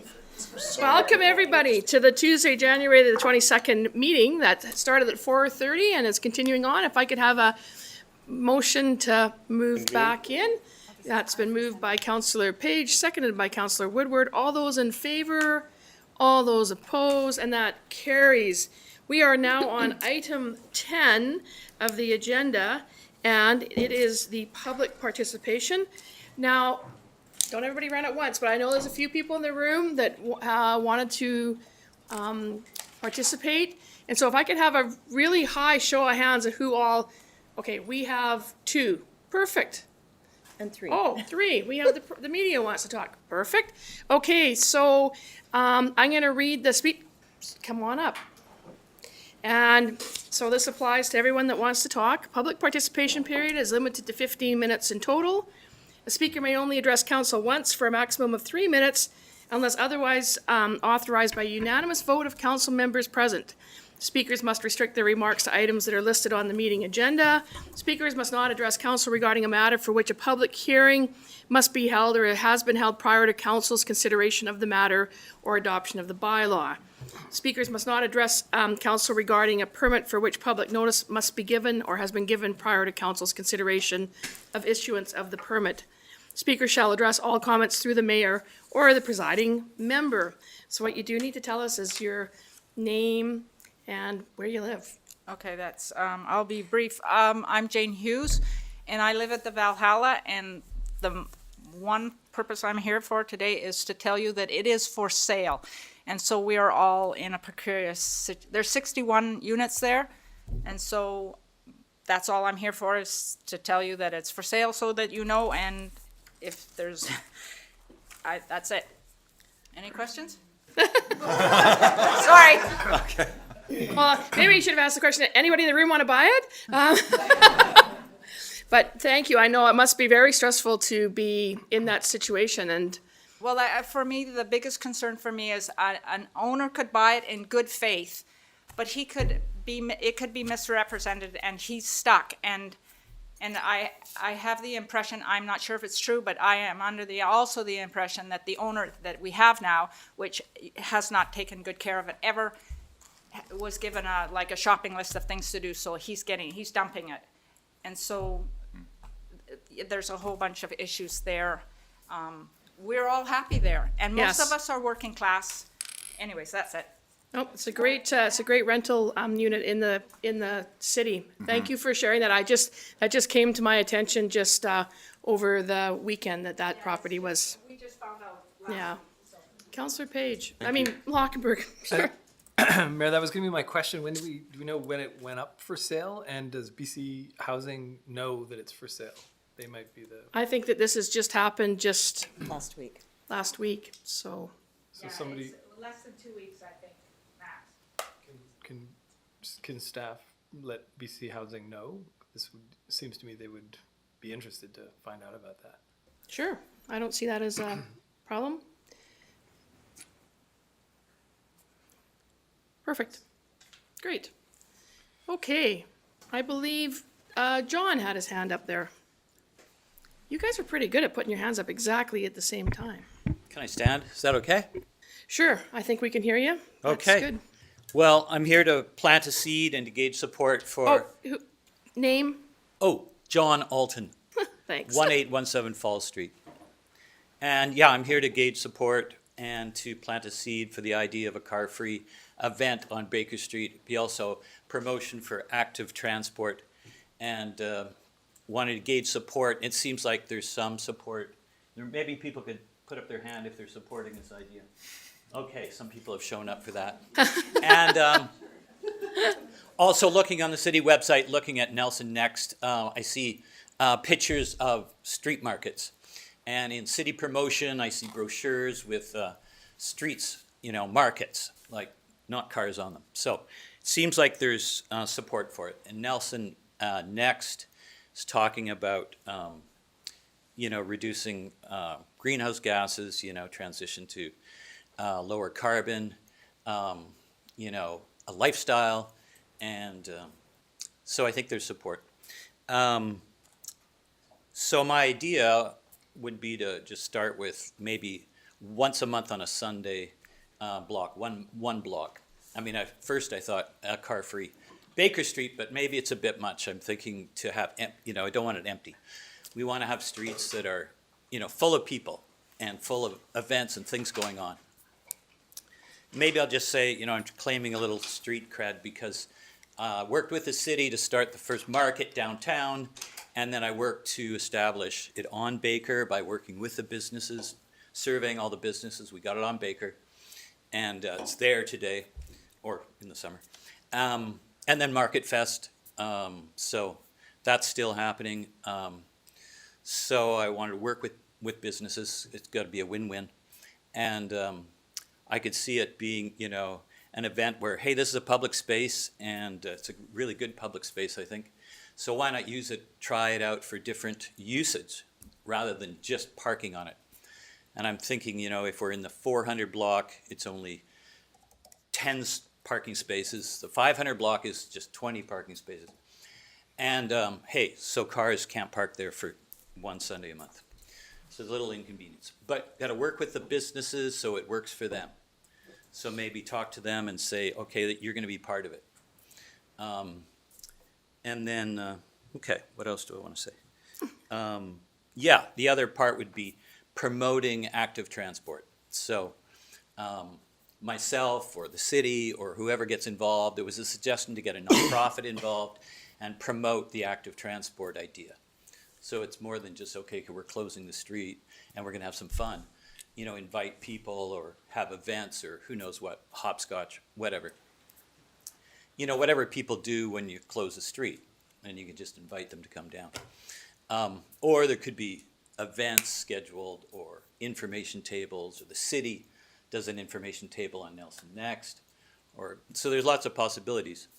And then we promote active transport, like see if you can not take your car unless you're driving your neighbor. Yeah, try out your bike, get your bike out, walk, all that good stuff. I think that's it. Yep. So, yeah, I'm just here to gauge support, and then if I hear some interest from the city of possibilities, then I will continue, talk more to businesses, talk more to a nonprofit. Yeah. So, that's thank you, John. So just so you know, there's been a number of people besides yourself have sent inquiries to the city through the submittal portal. And so it is a topic that's there, and we haven't had our strategic planning session yet, so I'm sure that as councillors, that could be something that might be on the table. And Councillor Lockenberg has a question for you. Just I guess a question and a comment. So I'm understanding that you would take the lead organizing this, and then in that case, last year we had a e-bike rodeo. So you may want to talk to Cecilia, I think, who organized that, because that sounds like very much what you're talking about. Yeah, I'm happy to collaborate with all groups and people, and yeah. Councillor Page. Yeah, thank you, through the chair. In consideration of these kinds of systematic changes happening with the city over the long term, have you and your group started to look at and keep an eye on what will be happening with the OCP update in the coming year and a half, 2-year period? Because that's a place where once those values start to become articulated within our official community planning document, then, you know, a pedestrian-free Ward and Baker Street area starts to work itself into actual systematic planning, as opposed to, well, like, events are great and we have lots of examples of how those events, but I'm thinking how we like build the environment long-term to reach these aspirations. Okay, well, I'll ask you how we can get it in the OCP. Well, you all show up for the OCP process. Okay, sounds good. All right. Oh yeah, and Vancouver's doing car-free days, and it's all over the place. Right? Yeah, so it's not, so we have had some, people have contacted the city in terms of interest, and as we move forward with Nelson Next and many of our great aspirational climate pieces in that big document, that it's definitely one that could be considered, so thank you for, Councillor Woodward has a, Councillor. You should connect with our climate and energy team on the 5th floor. There's Okay. 6 people working up there full-time on climate and energy. Okay, So, I will. great. That's where Cecilia works. Okay, Yeah. okay, great. Okay, we're rolling. Okay, thanks, John. Okay, thanks. Okay. Okay, and we have time for Justin to come up.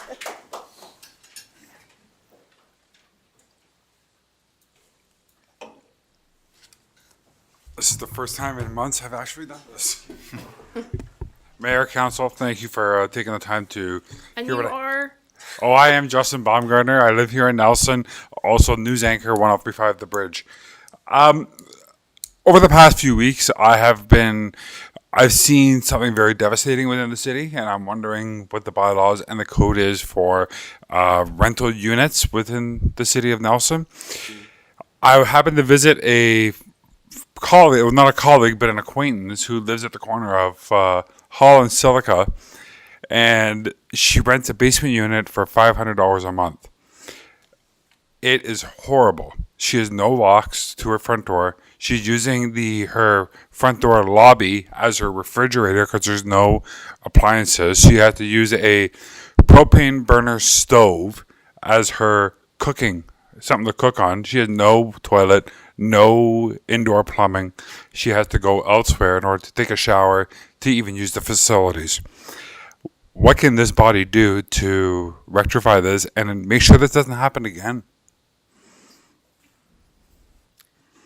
I'm going to defer perhaps to maybe Councillor Page, but that she has the tenancy board to help her deal with that issue versus the city bylaw. I mean, this is part of the problem in Nelson, is that we do have a number of suites that aren't up to code, but we don't go and knock on doors to find those. So like many bylaws, those kinds of things are complaint driven, but I would think that the tenancy board would be where she needs to go to there to try to improve what the landlord's doing with that property, because that is private property. And so that does limit what the city can do. Councillor Page. I agree with the mayor. There are some powerful tools available from the tenancy board, including compensation pieces, especially you touched on a number of life safety, health and safety issues with that particular situation. My question to staff, or I guess a comment to staff, is for our strat planning session, I would want to put a standards and maintenance bylaw discussion in strategic planning, because that would be a municipal tool that we don't have in place now, is what does the standard maintenance look like for buildings? And there are certainly considerations in terms of, do we want someone to be off on the street and not have a place to be? But at the same time, there has to be a reconciliation and an improvement upon that particular unit. So right now, the residential tenancy board, but long-term, we should have a discussion about standards and maintenance bylaws. Okay. Yeah, if council's interested, I do have a photograph of the residence as well. But from what I understand, having the person go to the residential tenancy board is the next step for them. Yeah, for sure. And as much as that you have pictures, because of confidentiality issues regarding this person, I mean, I would want to keep this pretty contained. So, but thank you for that. But yes, please, hopefully that person will feel confident. And if you obviously are going to be her advocate, I think that that's always important, because the end result here is oftentimes what we see is that a person steps out and the next thing is they've lost their place. That's why they don't want to report places that are not up to standard, right? Sure. So Absolutely. it's a risky business in some regard. Councillor Payne. If I could just add one thing, I was at an event on the weekend, and I see a member of that organization here that may be able to assist you.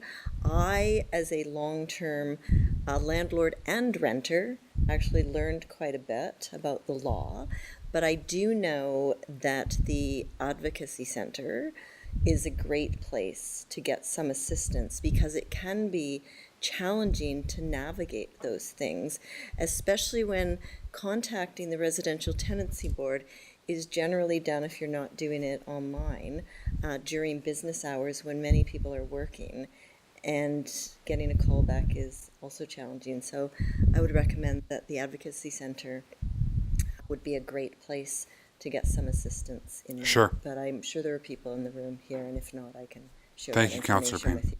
lots of information was learned for all tenants, and I think all landlords too. It's a reciprocal relationship that when it works, it serves us all. Well said. Yeah. Thanks for bringing that forward. Thank you. Yeah. So thank you to our three presenters tonight. Jane for her information about the Valhallas, John about promoting the concept of a car-free day once a month in the city of Nelson, and Justin for raising again the concerns about that some tenants have here in the city of Nelson. Got one more. Okay, I can do one more, 3 minutes. Come on up.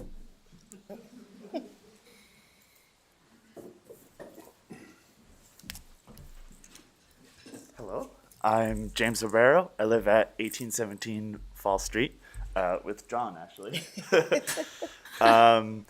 I'm the lead organizer for the Nelson Tenants Union, and it's pretty clear that on the provincial level, tenants have been abandoned.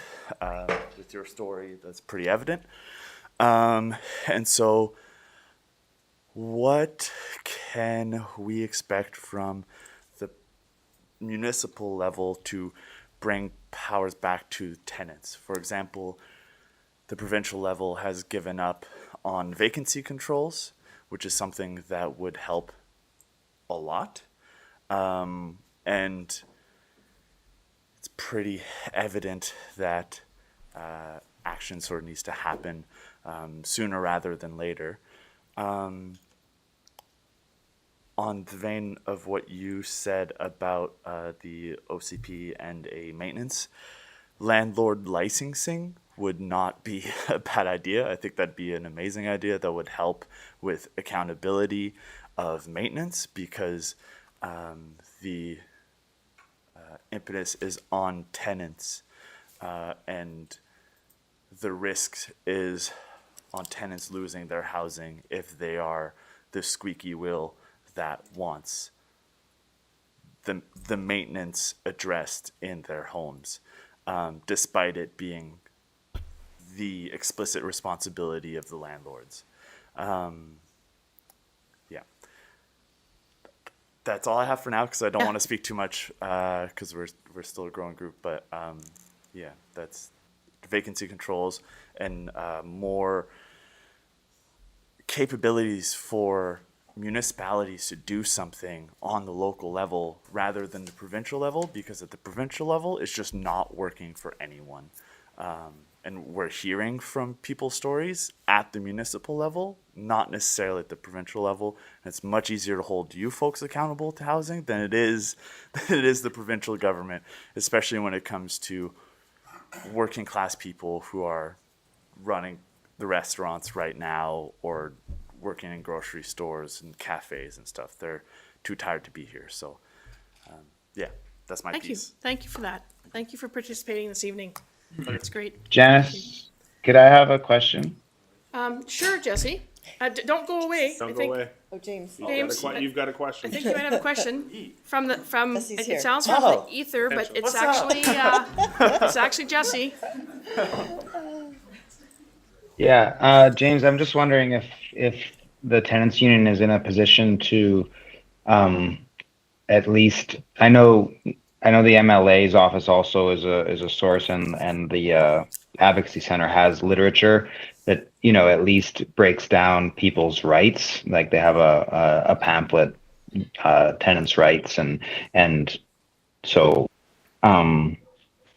for that particular case that was illustrated before, I mean, there is avenues out there to at least know what you are entitled to, and then, as you said, there's the advocacy center, but I understand there's a lot of frustration with holding people to account on a provincial level. I'm wondering if your organization is to the point now where it can be another resource for people looking for information and what that would look like from your perspective. Is that something that is up and running at the moment, or is that sort of an aspiration? Yeah, so right now we are building sort of our understanding of the residential tenancy branch and those processes through the Tenant Resource and Advisory Center. that is how we want tenants to teach themselves, and we'll help them through that process if they need it. But that is a great resource for them, especially tenants in town who are under the Nelson Cares as a landlord, because there is a conflict of interest between advocacy when it comes from your landlord. And so TRAC does become a really good resource for that.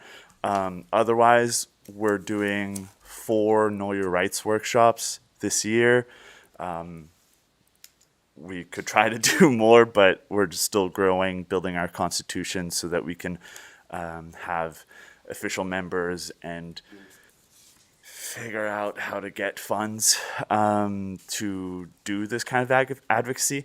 But primarily we're trying to do community organizing so that tenants can be their own voices rather than relying on advocates.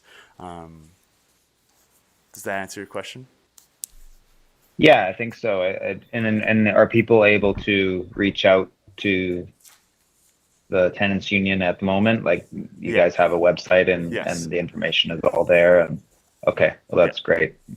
Steer people towards you then. Cool. That would be sweet. Thanks. Little advertising. What's your website? NelsonTenantsUnion.com. Thank you. Thanks again, James, for coming. Thank you. Thanks, everybody, for participating. And anybody else? I figure that we can always fit in 5, but that looks pretty good. 4. Wow. Moving on then.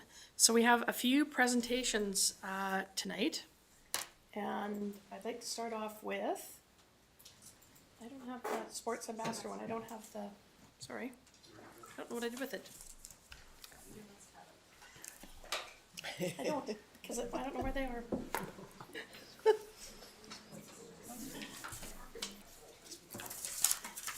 I had them, and I thought I brought them in with me. And maybe they're on my desk. Shall I leave and come back?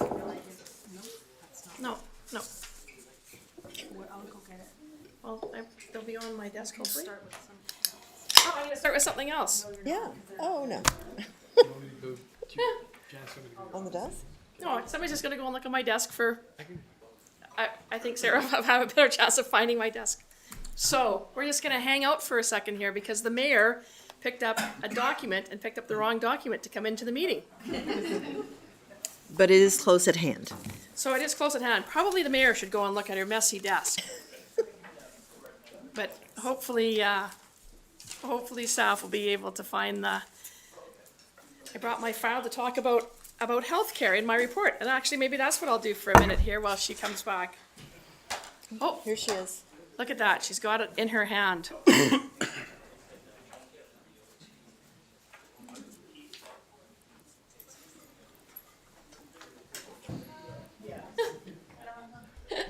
Thank you, thank you. Okay. This is exciting. Can I, Sarah, So, Mayor, starting can I off the, just yes, interrupt? Can we just do a sound check for the back and see how everyone's yeah, doing? can everybody hear? So there's no microphones back there. So it doesn't make, I guess, any difference where I put this microphone. It's there. All the microphones Hello. are on, so. Just speak into it. You got it. The microphones don't work, there's no speakers in the back. The microphones are for streaming online. There's speakers. So when you're at home, you can hear, but they don't do anything for you sitting at the back. And That- that's just the system that we've got right now. That does not mean we want you to stay home. We want you to come. It's so exciting to see And you trust tonight. me, I don't need a microphone, Well, they're telling you do. to be honest with you. So, and what we'll just do that if you do get up to leave and you do want to have a conversation is maybe just take it down the hallway a little bit there. I think that took a little bit of noise out because I could hear the noise from the hallway. So thank you, Councillor Woodward. So tonight we're doing some awards, and it's always exciting to do these because we have so many dynamic people and organizations within the city of Nelson, and it just seems like to recognize one when there's so many, but we're going to start tonight with the sports ambassador, Jasmine Lothar. Are you here? Hi. Okay. Come on up a little ways. And then you're gonna get to come up all the way once I finish talking. So, council's pleased to announce that it has selected Jasmine Lothar as the city's 2023 Sports Ambassador. Jasmine is a born and raised Nelsonite and has recently taken to the mountains and trail ultra-distance running world by storm. Among the series of other successful competitions, in April 2022, Jasmine finished first in the female division of the Canyons Endurance 100K in California, which is the most prestigious 100K race in North America. Later in 2022,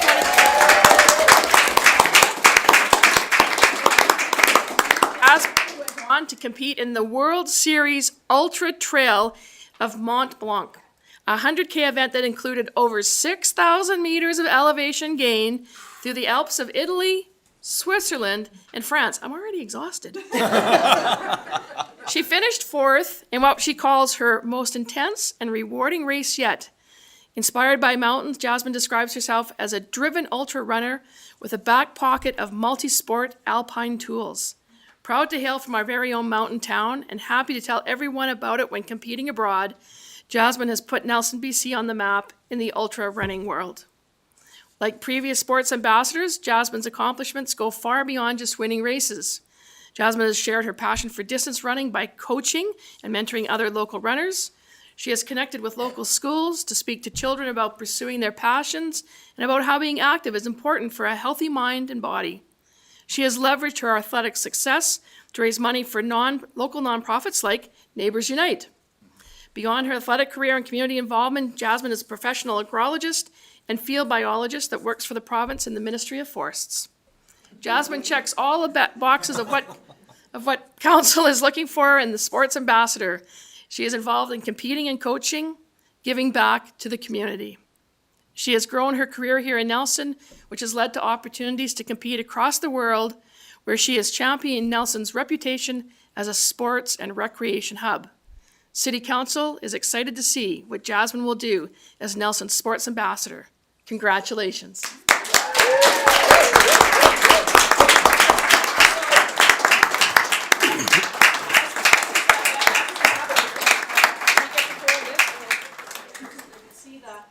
And have a picture, and so we're gonna look at the press first. And then we're gonna go and turn this way for a second, for the city. And then I'm gonna also measure this, and you now get to speak. Amazing, thank you so much. I am incredibly honored and humbled to be here tonight. As a born and raised Nelsonite, I was raised on a small farm just on the outskirts of Nelson, and today I was thinking about it. I was running laps around Lakeside, just as I did as a little girl, running cross country right here in Nelson. So it feels like a full circle and coming right back home. I plan to be running worldwide, internationally, at incredibly challenging and competitive races, and I am very proud to represent Nelson and to represent Canada at these races. Not only that, I also hope to be inspiring my audience and the next generation to be exploring their athletic boundaries, challenging themselves, being healthy, but not only that, to be advocates for climate change activism and for leaders in protecting wild spaces near and dear to our hearts. So thank you so much. I fully embody this, and I hope to represent Nelson for the next year. Thank you.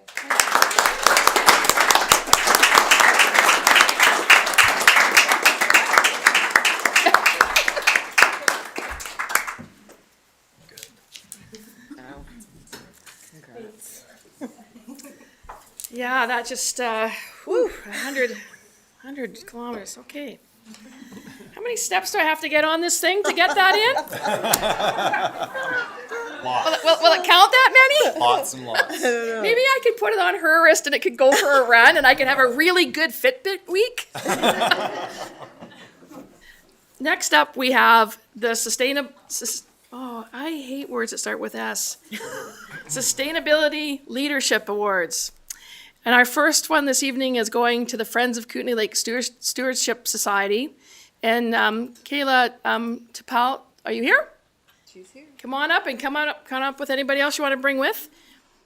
So council is pleased to present a Sustainability Leadership Award to the Friends of Kootenay Lake Stewardship Society. Friends of Kootenay Lake is a stewardship society dedicated to sustaining a healthy Kootenay Lake for future generations. This society's mission is to improve the health and stewardship of Kootenay Lake through monitoring, habitat restoration, capacity building, and the empowerment of local communities and First Nations. Over the last couple of years, the society has restored 100 square meters of shore-spawning kokanee habitat at 6 Mile and advanced research on habitat preference and fry survival, restored 3,500 square meters of wetland habitat in Harrop, and motivated local communities to get involved in stewardship, implemented a successful stream monitoring program, and trained and certified dozens of community members to monitor water quality, expanded the Society's Osprey Nest monitoring program by 30%, now covering all of Kootenay Lake, developed an educational podcast series and released 25 episodes, fantastic, and cleaned over 10,000 pounds of trash, that's sad, from Kootenay Lake shorelines. We've got to do a better job of not getting it there in the first place. Council recognizes the immense cultural, spiritual, economic, and ecological and recreational value that Kootenay Lake provides to Nelson and our neighbors up and down the shoreline. The work that Friends of Kootenay Lake is doing is critical and deserves recognition and support. Council thanks the Friends of Kootenay Lake Stewardship Society for their outstanding contribution to the City of Nelson and the surrounding area.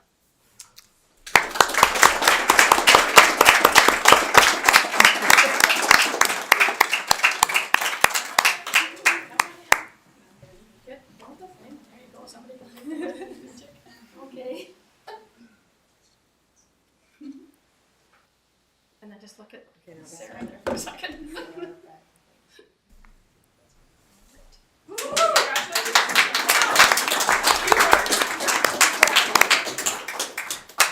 This is really, really nice to receive. We're a very small team of 3 women and a small board of directors of 8 people, and it feels really good to know that all of our very hard work is being recognized. But I want to emphasize that this award really goes out to our amazing community, which we've been just so grateful to be immersed within in our time with the organization.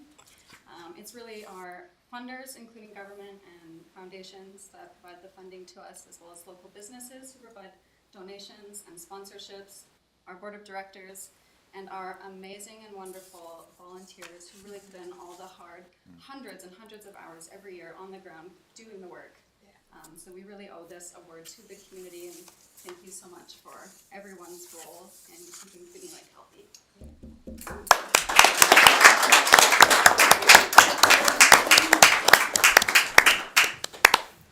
Next up, we have another, the tricky word, Sustainable Leadership Award. And this one is going to Joanne Sideris. So Joanne.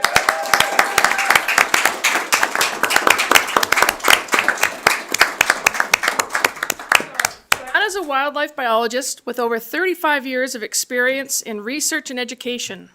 She has worked in bird research, landscape ecology, human-wildlife conflict outreach, and habitat assessment. Joanne is currently beginning her 9th year as the senior naturalist at Kokanee Creek Nature Center, which she says is her dream job. Working at the Nature Center gives Joanne the opportunity to share her enthusiasm for wildlife, for our amazing ecosystems, and for learning with the visitors to the park and the local people. She has also put up a few wildlife trail cameras. I have to say, I love those. And aside from the excitement of finding out what has walked, flown, or crawled by the cameras, she gets to share these videos with people as an educator and fellow enthusiast. Joanne believes that when people know what wildlife live near them and how important their parks are, then they can care about their home and their neighbors, wildlife, their neighborhood, and wildlife and plants. People take on stewardship when they care, and that is a giant step towards sustainability and to take hope in our efforts in moderating and facing up to climate challenge. The work that Joanne is doing is aligned with Council's Nelson Next and our Climate Action Plan. The City Council would like to thank Joanne for her outstanding contributions to the City of Nelson and surrounding area.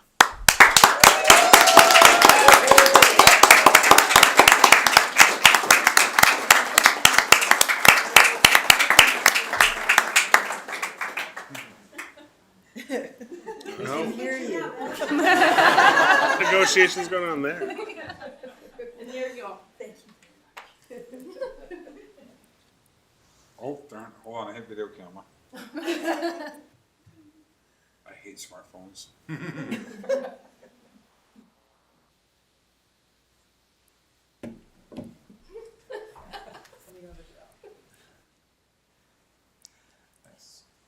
you go. Thank you. And a few words, please. I'm truly moved by this because it's an acknowledgement. I love doing what I'm doing, and it's kind of cheating, being thanked for it. But the amount of feedback I get from people who love to know what the wildlife is in this area, and to know when you just step outside your door and you look, the amazing things that you can find. And we live here. Isn't that amazing? And Pretty amazing. And the trail camera videos just are a bit of a reminder of why we love, one of the reasons why we love living here. And of course I'm part of a community, and I love that community. And come on out and visit me sometime at the Nature Center. Thank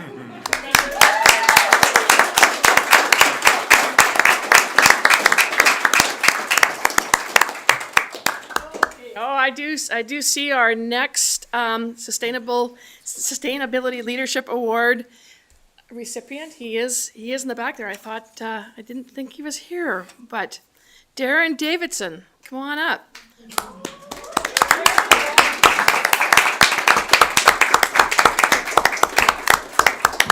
And you see, and now you're at the other end. It's like, these reporter guys are over there. They're always behind the lens. Now you're at the front. Darren embodies what it means to be part of and contribute to our community. Darren is a longtime journalist, broadcaster, communication specialist, and marketing consultant. In the depths of the pandemic, Darren took on the role of economic recovery advisor for the Chamber of Commerce. In this role, Darren provided the business community with much-needed assistance in pandemic recovery efforts, public safety protocols, and labor market assistance. Darren presented to council on business recovery in our community a number of times over the pandemic years, providing council with a clear and accurate picture of what our businesses were going through. Darren also authors the Nelson Star's Business Buzz column, which helps everyone keep up on the exciting changes in the city's business community. Darren has also remained active with the Kootenai Co-op Radio, where he has long been a volunteer co-host of weekly shows, and served as a board member from 2019 through 2022. And I'm sure there's a few other things that we have missed. So, City Council thanks Darren Davidson for his outstanding contributions to Nelson's community. And just have to remind him, he promised me a beer the other day. We'll go right now. No.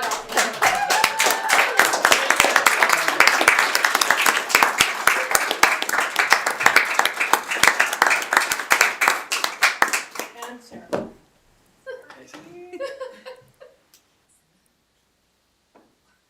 Thank you. And Awesome. Oh, darn it. Right. a few words. Make sure. Hold on. Project. Project. The media guy has to project. You got it? There you go. Like the new sports ambassador, when I was doing my laps around Kootenai Lake this morning, I was thinking about what I was going to say. It's not true. I'm laughing. I haven't done that for 10 years. I got to apologize to my daughter, Gia. She's here. I told her to be here for 5 minutes. She's got her chicken fingers and fries and wants to get over to the hockey game. So I guess we got to hurry along. But helping out this community after everything it's done for our family and our kids over 30 years is not a tough thing to do. It's a remarkable place, and I think we'd all agree we're lucky to live here. So it's great to give back. The opportunity to work with the Chamber and Tom Thompson's been an awesome learning experience, and we're really lucky to have Tom and that place. The work that I do with the Star is just nothing but fun because there's so many entrepreneurial people here, and really the time I put in down at Kootenai Co-op Radio, that started like 30 years ago when Bob Hall and I started an 80s show on Friday afternoons just to have a few beers and play some play some Beastie Boys, and I just kept hanging around. This really is on behalf of KCR for sure. I want to say thanks. All of their volunteers have done a remarkable job during the pandemic. We had about 80 programmers. The vast majority of them stayed on and learned how to broadcast from home. The board that is there now has kept that business alive, and the 3 folks on staff, Paula Chandro and Emily Soke and Ed Zick, are world caliber folks, and the station now is really regarded as one of the premier campus and community stations in the nation. But it's because so many sponsors and so many listeners and so many members support us. So we're all lucky to be here, and it's a real pleasure to have chipped in. I highly recommend everybody else does it because it's a good time.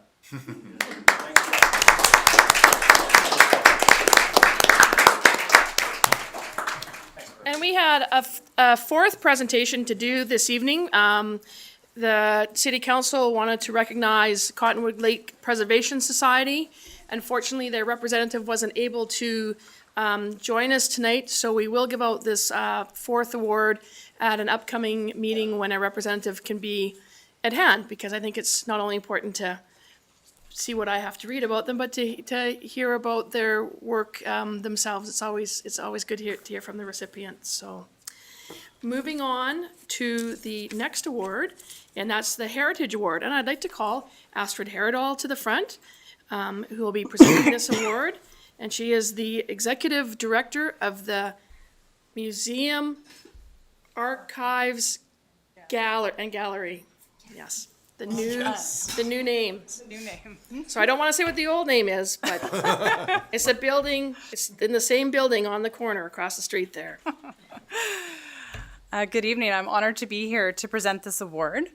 The City of Nelson's Heritage Award was established to recognize and publicly appreciate individuals, groups, businesses, or other organizations who have demonstrated leadership in heritage restoration, renewal, or promotion, and to acknowledge the contribution heritage makes to Nelson's vitality, well-being, and identity.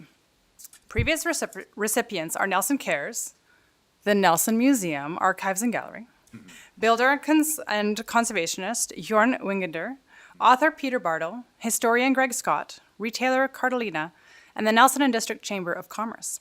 The award comes with a $1,000 honorarium. The City of Nelson and its Heritage Working Group are proud to present the 2022 Heritage Award to the Nelson Electric Tramway Society.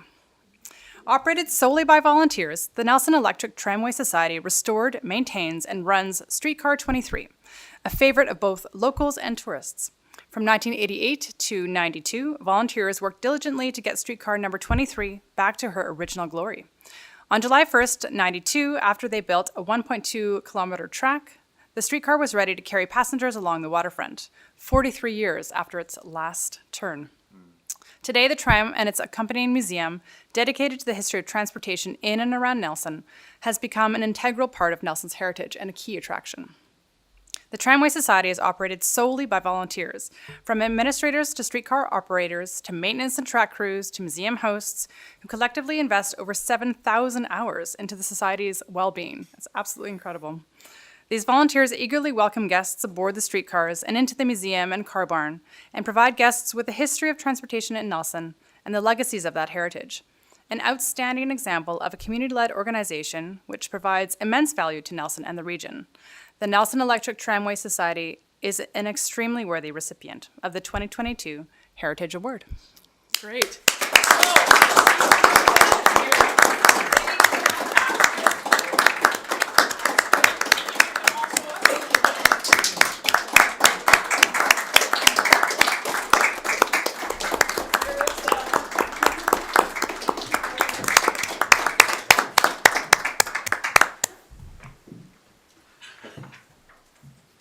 And we'll get you, no, we'll get you to all stand in front of the mayor's, come on. With 5 of us, we need to really To squeeze in. You need to get in there, so. I'll do it. Yeah, there you go, you can hold, you have the money, Astrid on one side, I'll on the other. All nicely, all spaced out.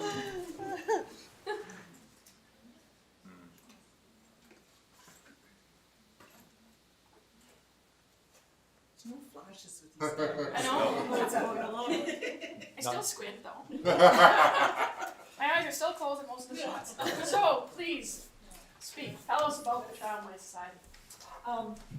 Okay, so I just got asked if I would say a few words, and I want to say thank you very much for this recognition. I think it's an award that speaks a lot to the value of the streetcar 23 to Nelson and to the people that live around this area.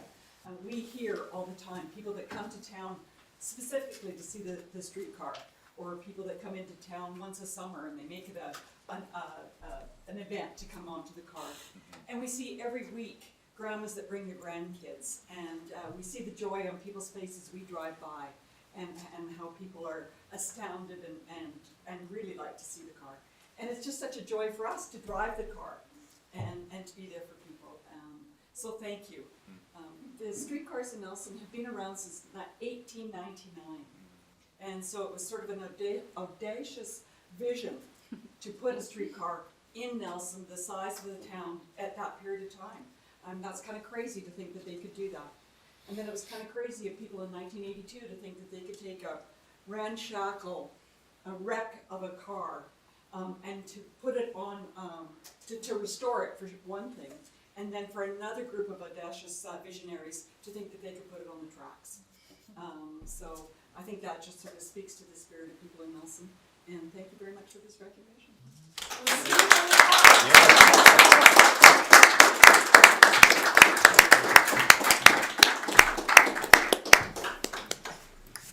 Oh, you want to check that? No. Look, it's car 23 and it's 2023. Oh. Thank you very much. Yes. So, and just a reminder to everybody that I'm sure that the Nelson Electric Tramway Society would be more than willing to have anybody that's interested in being a volunteer, looking at driving, or those that have. It's fascinating to go down there and watch them work. So if you're into fabrication, they have to make parts. It's amazing. So a variety of skill sets are needed down there. So it's definitely something to check into if you're looking at an opportunity to volunteer. And I remember my parents always very fondly. Oh, am I aging myself again? My parents, though, very fondly always remembering riding the streetcar, because in the 40s when my parents were young and courting and whatever, I mean, that's how you got around, is on the streetcar. So anyways, it's kind of near and dear to my heart too, just because of the connection of family going so far back. So thank you, everybody. And Mayor, the combination of Nelson Hydro and streetcars. Well, exactly, and that's So early on. the beauty of having both of those at the same time. If it hadn't been for the hydro plant, there probably wouldn't have been the streetcar so early on in the development of Nelson. We've always been ahead of the curve, or perhaps we've always been on the right track. Oh.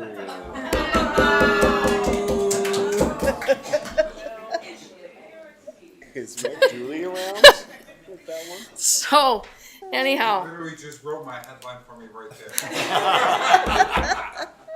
Royalties! Yeah. Anyhow, continuing on. So we have some delegations tonight. So our first delegation here is the Nelson District Arts Council, and I believe that means that my friend Sydney Black will be coming up first. Our friend. Our friend, yes. Aw, council, thank you. And I did hear that a counselor was at the auditions the other night that you were doing for your. And I must say that counselor has some very fancy footwork. So, but I also had. I wonder, it must have been less. Did you? Was there any chance that it was on video? I know. I wish I should have taken some Instagram videos. Yeah, it would have been on brand for sure for that as the influencer counselor. Influencer counselor. Yeah, isn't that what he's going to no, that's going to be your new tagline. And there's someone. There's someone controlling the computer. I don't. So I'm just going to tell you. Each year is. Wow. Each year, a select number of strategically significant organizations. Is this the night of S? Organizations that receive city funding present a review of their previous year's operations and their upcoming annual budget to council. For the Nelson and District Arts Council, Executive Director Sydney Black is presenting the organization's report to council. All yours, Sid. Thank you so much, Mayor Morrison. Good evening, council and staff. I'd really like to thank you first off for this opportunity to present to you tonight. My name is Sydney Black, and I am the Executive Director of the Nelson and District Arts Council. So, we were founded in 1969, and we currently have 8 dedicated volunteer board members. And why are you going so fast? Oh, because it's on auto. Sarah, it's okay. No, it's good. I'm going back. I'm good. No, it's like an audition now. A restart. So yeah, we have 8 volunteer board members, and we employ 1 3/4-time executive director, who's this guy, and we have 1 administrative assistant who works 10 hours a week outside of summer and is full-time during the summer. We usually have up to 4 Canada Summer Job students, 13 contractors, and we work with over 150 artists annually. And this year we were able to pay out artists and arts workers over $355,000 in wages and fees, which was really exciting and massively impactful for our organization. And we continue to focus on 3 pillars. So we work with regional, provincial, and federal bodies to advocate for the needs of artists. We showcase opportunities. So we have events like Art Walk and the Mural Festival, and we also provide educational opportunities in town. So why? Why should you give us money? This is the question everyone asks every year. And well, we do a fantastic job of supporting the city's Path to 2040 principles that apply to us. We support the local economy through artist support and presentation.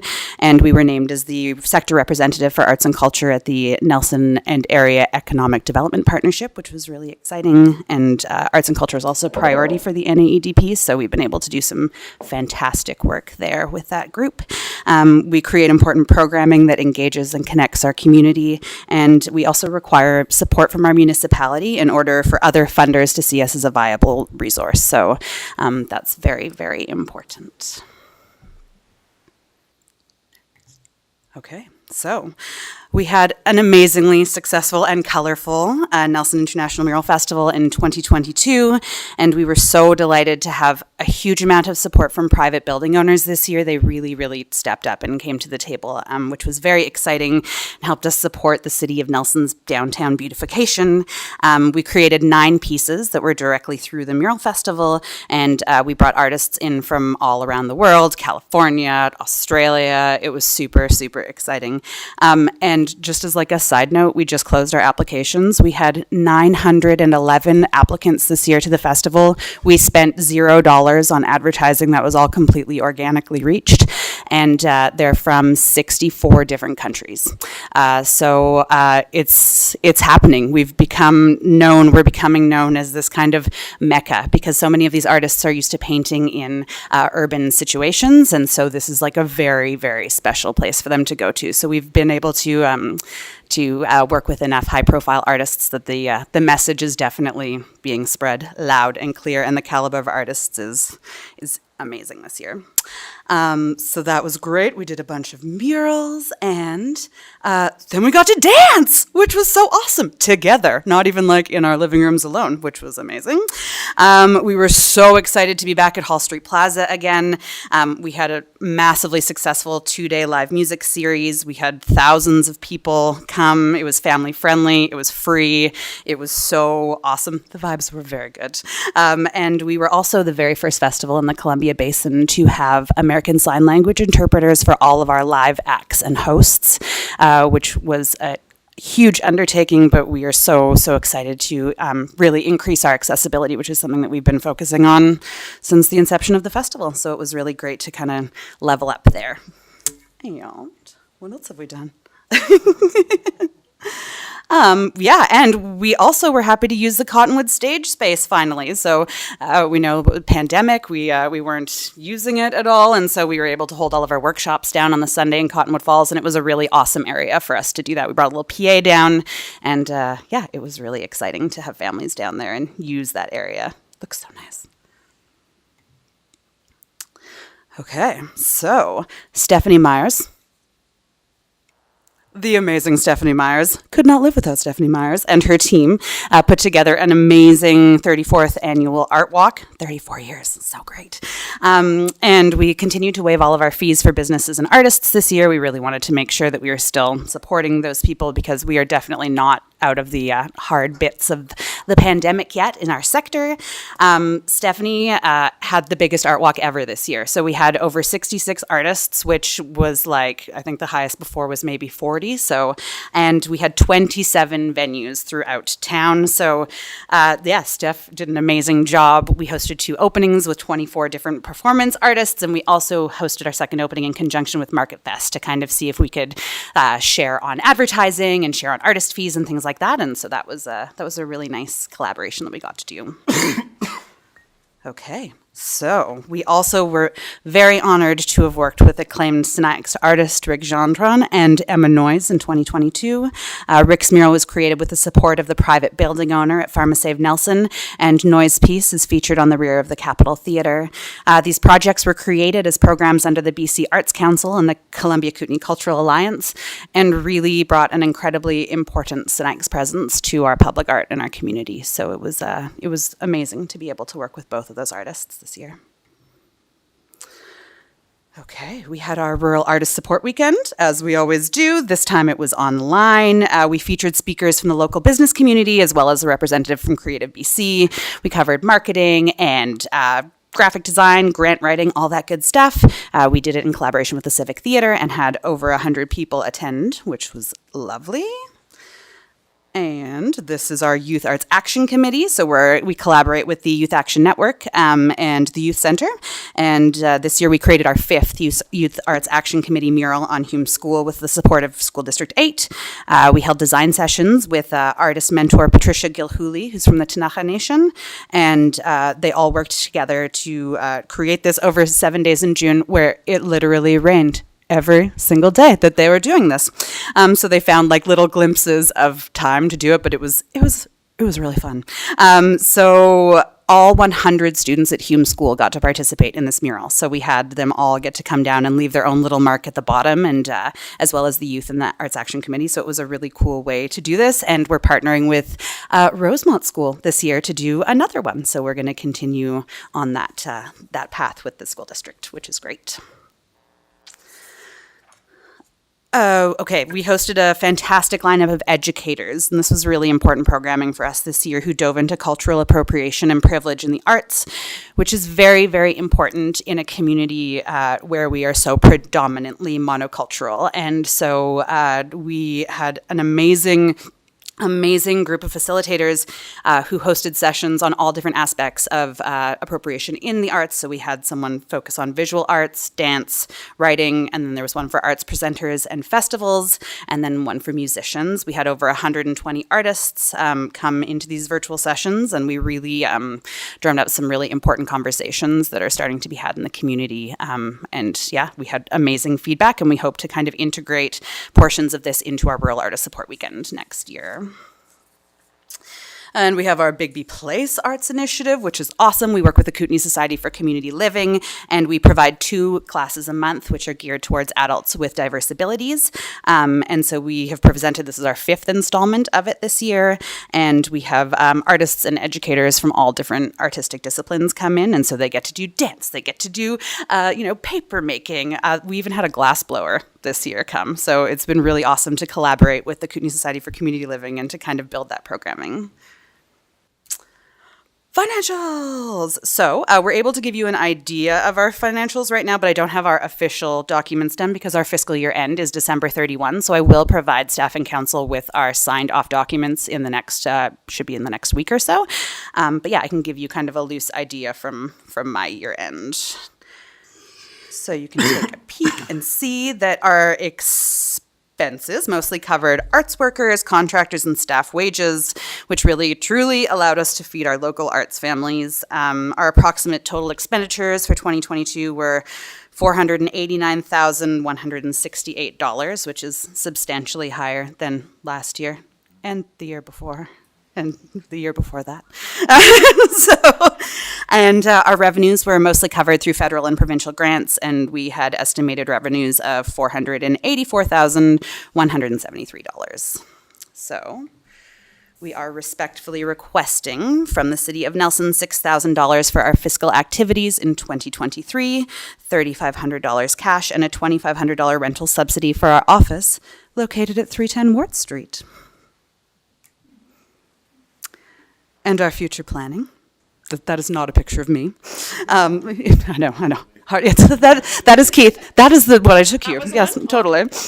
So we are so looking forward to 2023 and kind of, we're going to slow it down a little bit. We had a really big year last year and it was really, really busy. And so we're just going to really sit with all of the hard work in the program that we've been doing and kind of keep making that happen. And then we've also applied for an Arts Impact Grant to do a deep dive into our organization. So we're going to be looking into all of our policies, our strategic planning, also reviewing all of our contracts to make sure that they're legally sound, all that good stuff that gets kind of put on the back burner. So that's going to be an admin year. And we will be bringing back our Dance Educator Showcase in person this year, which is really exciting. It is an evening where we have the teachers of Nelson come onto the stage and perform because they spend so much time backstage encouraging their dancers to dance and they never get that chance. And all of the funds from this evening are dispersed to the dance schools that are involved in the form of Nelson District Arts Council dance scholarships. So those go to students that are in need at the schools. And that is that, I believe. Thank you. Oh, look, see? Ooh, my last one. So thank you again, City of Nelson, for your continued support of our programming. And I'm happy to answer any questions that you might have. Councillor Woodward. It's not a question. I just want to say last year I just thought it was a phenomenal year. I mean, it must have been an immense amount of work for your team and you. But I just really felt like the city kind of was just coming out of that COVID piece, and it really kind of was like a flower blossoming, and literally with all the incredible art and the show at the Hall Street. So it was an amazing addition to our cultural landscape. So thank you very much for putting that together. Thank you, Councillor Woodward. It's a big team. It's like I'm nothing without the crew of people. Ingrid Love, my partner in crime, she's the real brains behind the operation. Don't tell anyone. Thanks, Jess. Thank you. So just to be clear, you are going to still have Art Walk this year, and how many murals are you estimating we can watch see happen? Oh, it's a tricky question. So we right now have funding to do 2 murals officially, but the majority of our funding doesn't come in until April. So we'll have a better idea. We're probably going to do 4. I'm thinking 4 is a good number. 11 was just a little bit too much. So we're just going to pedal that back a little bit. And we're also looking at bringing the Mural Festival potentially and having it down at the Chamber of Commerce building as well this year to kind of accommodate more space and kind of see what that looks like. So we've been in talks with Tom. So might have a little venue change, but yeah, we're really excited to keep it all going. And yes, Art Walk, it's year 35. So hopefully Stephanie will still be doing it. There will be Art Walk if Stephanie Myers is doing Art Walk. Thank you. I believe Councillor Page has a question. Yeah, thanks, Cindy. Through the chair, the project you guys did on the Hume Elementary School through the Youth Art Committee? Yeah, the Youth Arts Action Committee.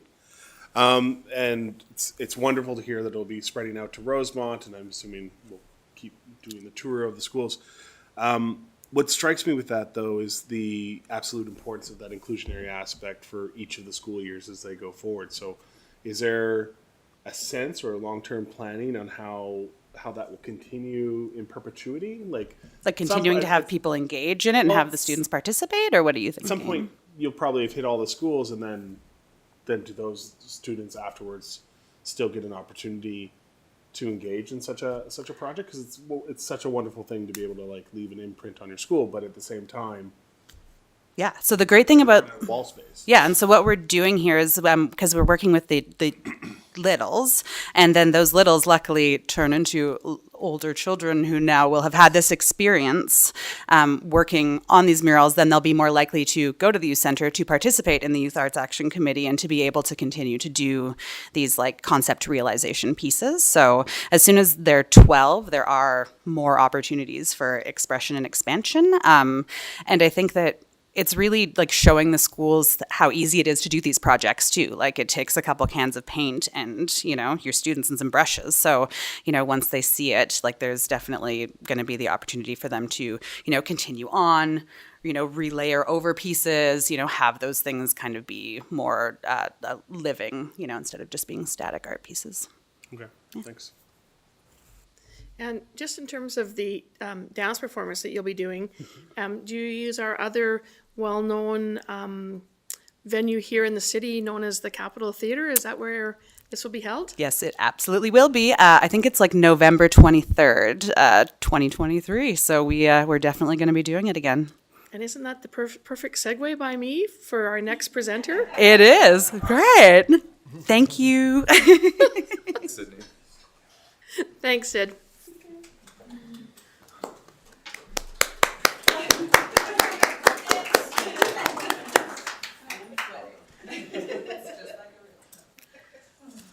So, I don't think we need to read the same thing again, but it's just that next up is the Capitol Theatre with the Executive Director, Stephanie Fisher, and I would imagine she's brought her board chair, and I apologize, I do not know your name. No problem. Member of the board, not the chair, but Avi Phillips. And Okay. yes, nice to be here. Yes. Good evening, everyone. Hello. Great, welcome, Avi. Avi will do most of the talking. Okay. It's easier on the ear. First, I would like to thank you for this opportunity to present to what we've been up to in the second year of the pandemic. I don't see our presentation up. Okay.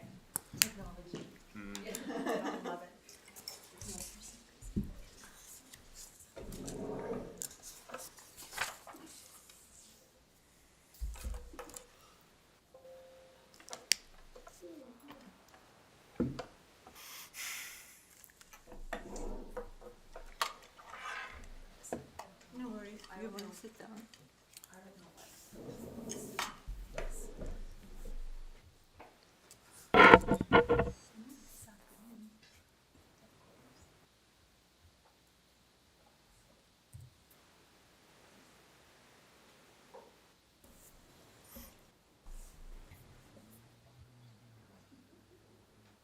I once again want to thank so many people who came out tonight to be in the gallery. That's wonderful. I'm hoping that we see this kind of turnout. Trend. Yeah. It's the largest amount of people, I think, since before COVID. Well, especially if we get Councillor Page dancing. Yeah, I think that'll be the thing, is seeing Councillor Page Well, that do his audition piece again that he did for. I think he needs to do Yeah. Acapella. Was there singing involved? And he sang. I do believe he sang for his audition. Was singing. These are special gifts that only Sydney will ever have. She can carry them with her other audition team. And there was no filming. There was just memories. I thought it would be fun, and then I heard that you had to sing, and so that that took me off the list. That's for sure. The dancing is what like eliminated me from the running more than the singing. Dancing's terrifying. Yeah. Oh, yeah. There wasn't even any music. Come on, I'm just supposed to follow the feet. Oh, there we go. There? I need a beat. I'm gonna dance. I need a beat. Okay, can we give him a beat? So many requirements. Rick. Just dance. You know that beat?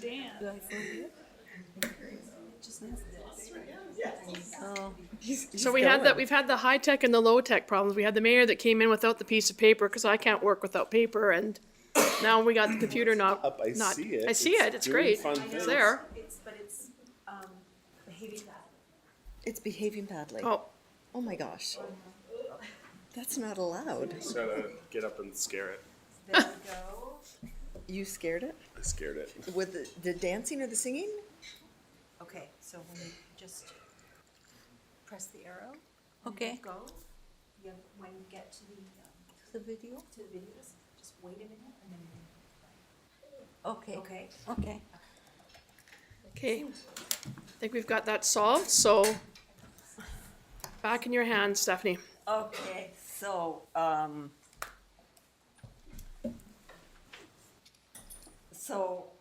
so I'm presenting, like, our fiscal year ended, 2022. So I'm presenting not the 2022 year, but like still the second pandemic year, because we are not quite done with our current fiscal year.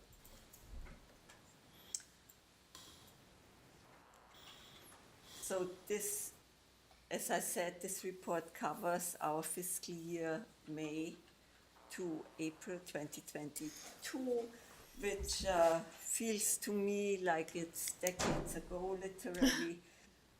We will also speak about what we've been up to in 2022 and what our plans are for 2023.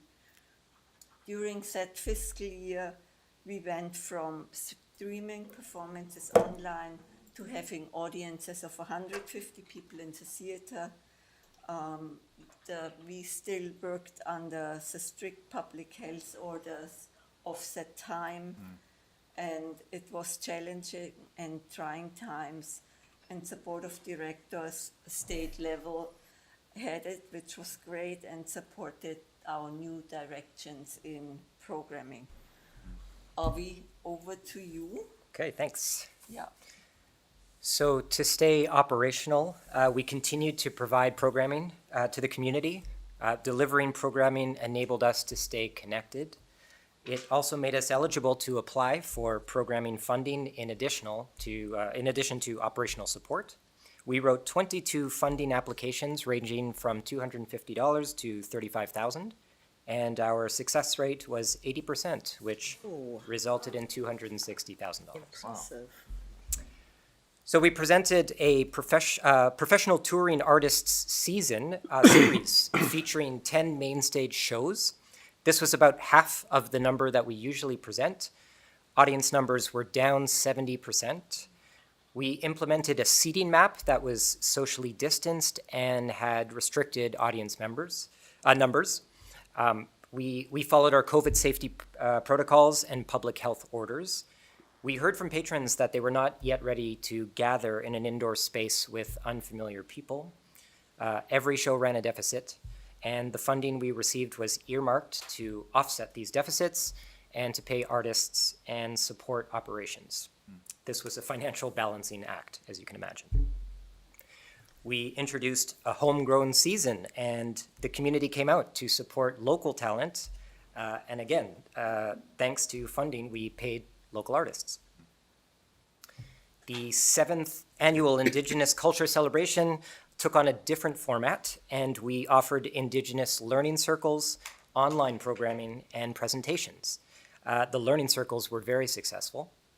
Now, I would like to take a moment to acknowledge that we operate on the traditional territory of the Sinixt Confederacy Arrow Lakes peoples and the Yakanuki Lower Kootenai Band peoples.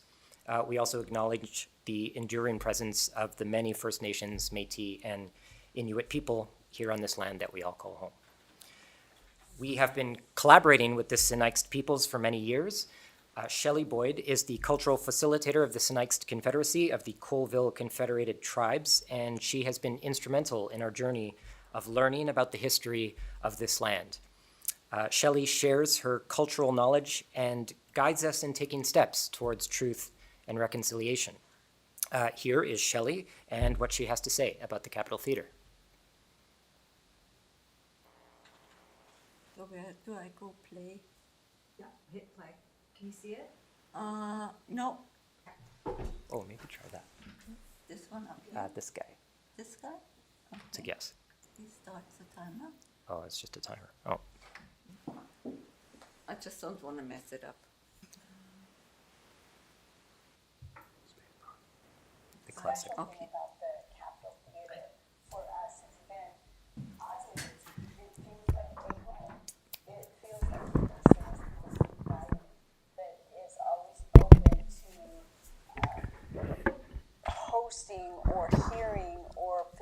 facilitating a larger audience to be part of a story that is that of Sinai's people.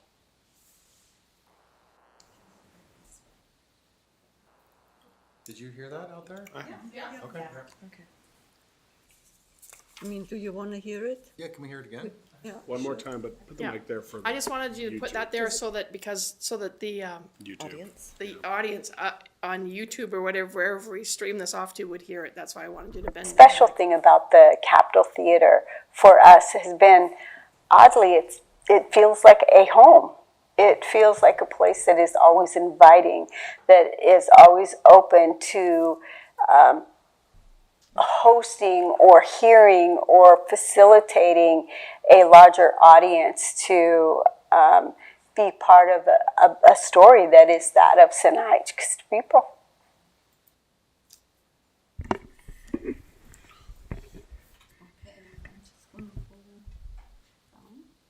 Special thing about There you go. You got it now. Press those buttons. So So we were. We are on. Thank you, Shelley. We're on. We were able to continue to deliver our summer youth theater intensive, which takes place in July over 4 weeks and culminates in 5 performances. Due to COVID restrictions, our audience was down 80%. We increased the ticket price. However, to stay accessible and inclusive, we also offered a sliding scale and a pay-it-forward ticket option. The community was generous and we didn't run a deficit. We could not offer our community pantomime because COVID was still too present in the community. We opted to have an alternate event of community storytelling, which was great fun. I got to participate. It was a really nice event. Traditionally, the pantomime is one of our annual fundraisers. We also used this second year of pandemic restrictions to undertake some more facility upgrades and improvements. Thanks to city support of $22,000, we were able to raise an additional $53,000 from other sources for improvements. The theater building is well maintained and, as such, a valuable asset. Naturally, our rentals were down significantly because of audience restrictions. Our goals for 2022 and 2023 were and are audience re-engagement. Until 2 months ago, we had seen an only marginal increase in audience members. However, the beginning of 2023 has been encouraging as we've seen very strong attendance. It's as if a switch got flipped and now people are walking away from the couch and seeking to reconnect and gather. Throughout 2022, we worked diligently on community outreach, relentless marketing, and adding enhanced experiences to our shows. We will continue on this path and are discussing refocusing our programming, exploring numerous in-depth outreach opportunities and workshops, and brainstorming new ideas. In 2022, we engaged in board and staff training, mostly online educational opportunities pertaining to diversity, inclusion, decolonizing our spaces, and workplace safety. We are embarking on developing a new 5-year strategic plan for the organization, and we just completed a business plan for a potential theater expansion and cultural hub, which we will bring forward in the near future. As always, a funding increase of 10% or $7,000 to keep up with inflation and increased operating costs would be appreciated. We also request that City Council approves an operations and management agreement between the City of Nelson and the Capitol Theater Restoration Society in 2023. To that end, we have provided city staff with a draft of such an agreement. Once in place, it will ensure a sustainable organization and demonstrate the city's commitment to sufficiently support this cultural cornerstone at the heart of the community and a magnificent community gathering place. So why is it important for the city to support the Capitol Theater? Well, we provide entertainment and events all year round. We provide education and workshops and learning opportunities to youth and all community members. We maintain a city facility that is accessible and inclusive of all. We provide opportunities to engage in discussion about truth and reconciliation. Further, we support the sustainability principles, specifically cultural strength, as they are set out in the Path to 2040 sustainability strategy. We contribute to the economy on many levels, including providing income opportunities for local artists, producers, and businesses. Having a theater increases civic pride and makes Nelson a better place to live. And last but not least, municipal funding is instrumental in receiving funding from federal and provincial funding bodies. Artists love to come to Nelson, and all performers love to perform on our stage in a theater that is professionally run, well kept, and that welcomes diversity. Shane Koizen, an internationally recognized spoken word poet and author, has this to say about us and our audiences here in Nelson.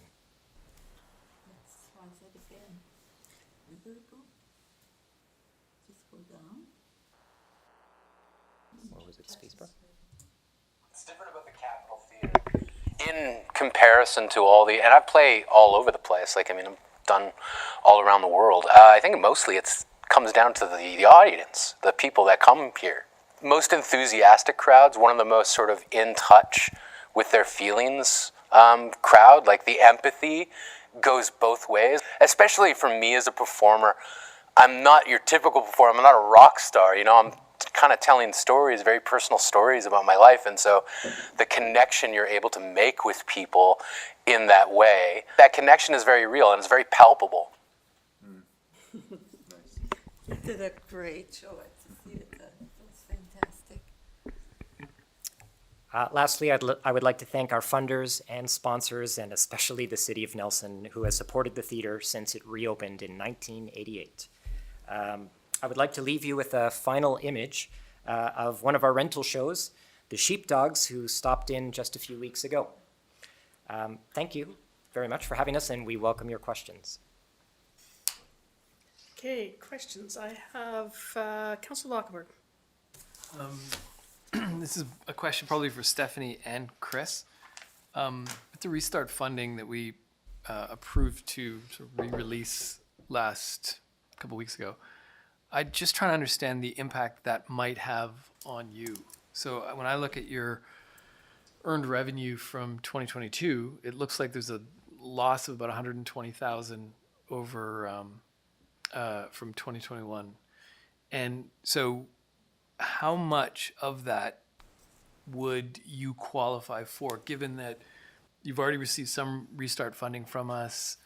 What's that going to look like, you know, once we get through this, the new policy update? So it's probably for both of you, but more for Chris maybe. Yeah, I mean, I probably couldn't say right now. I'd want to take a look at all the information that's come in and wait for all of the, you know, we'll put everything together and kind of go through it. But I would think that would be definitely a source of potential funding for that. But I'd have to look at the numbers, okay, well, of course. But yeah. Let me ask that again, just so I'm a bit more clear, which is the 120,000 in lost earned revenue, was that compensated for in the last round at all? So that's completely fresh and okay. Yeah, I have not received any additional COVID funding per se from the city. Like the funding we received was all through federal and provincial government. Right. So the entire funding you saw there was from those levels of government. Okay, so that helps, because it wasn't clear to me based on this that some government assistance, that was nothing from the city. No. Okay. I mean, the city, of course, continued to contribute. Sure. The 70,000 we are receiving every year. Yeah. So you didn't cut us. No. Because of COVID, like you continued that funding, so that but all the other funding came from the other two levels of government. Right. Great. So the restart funding, the Capitol Theater has received no restart funding from the city. Not yet, but I'm applying for some. Okay. Excellent. Excellent. And so that's really helpful. In the mail. And then further to that, I'd point out to, again, maybe this is to staff, that we weren't clear in our direction to you about what would count as earned revenue. It was sort of around tickets, but I would suggest that I would also include sponsorship in that and rentals. To me, those are all earned revenue. And it looks like from the capital's perspective, there was a big drop in all three categories. So just to you on that. Thanks. Thanks, Stephanie. And our earned revenue, I mean, it's around, I have to look at the numbers again, but it's around 75 to 80% we make to run everything. Mm-hmm. And then the rest comes from you guys and provincial and federal grants. Yeah.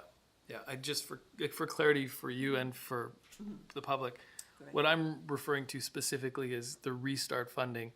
This Okay. has nothing to do with the ask you're making of the city. Okay. It's meant to help you recover lost earned revenue from the pandemic. This is the So there's second round. there's money Yeah, set the aside. second for round that. that's just been Second released. round.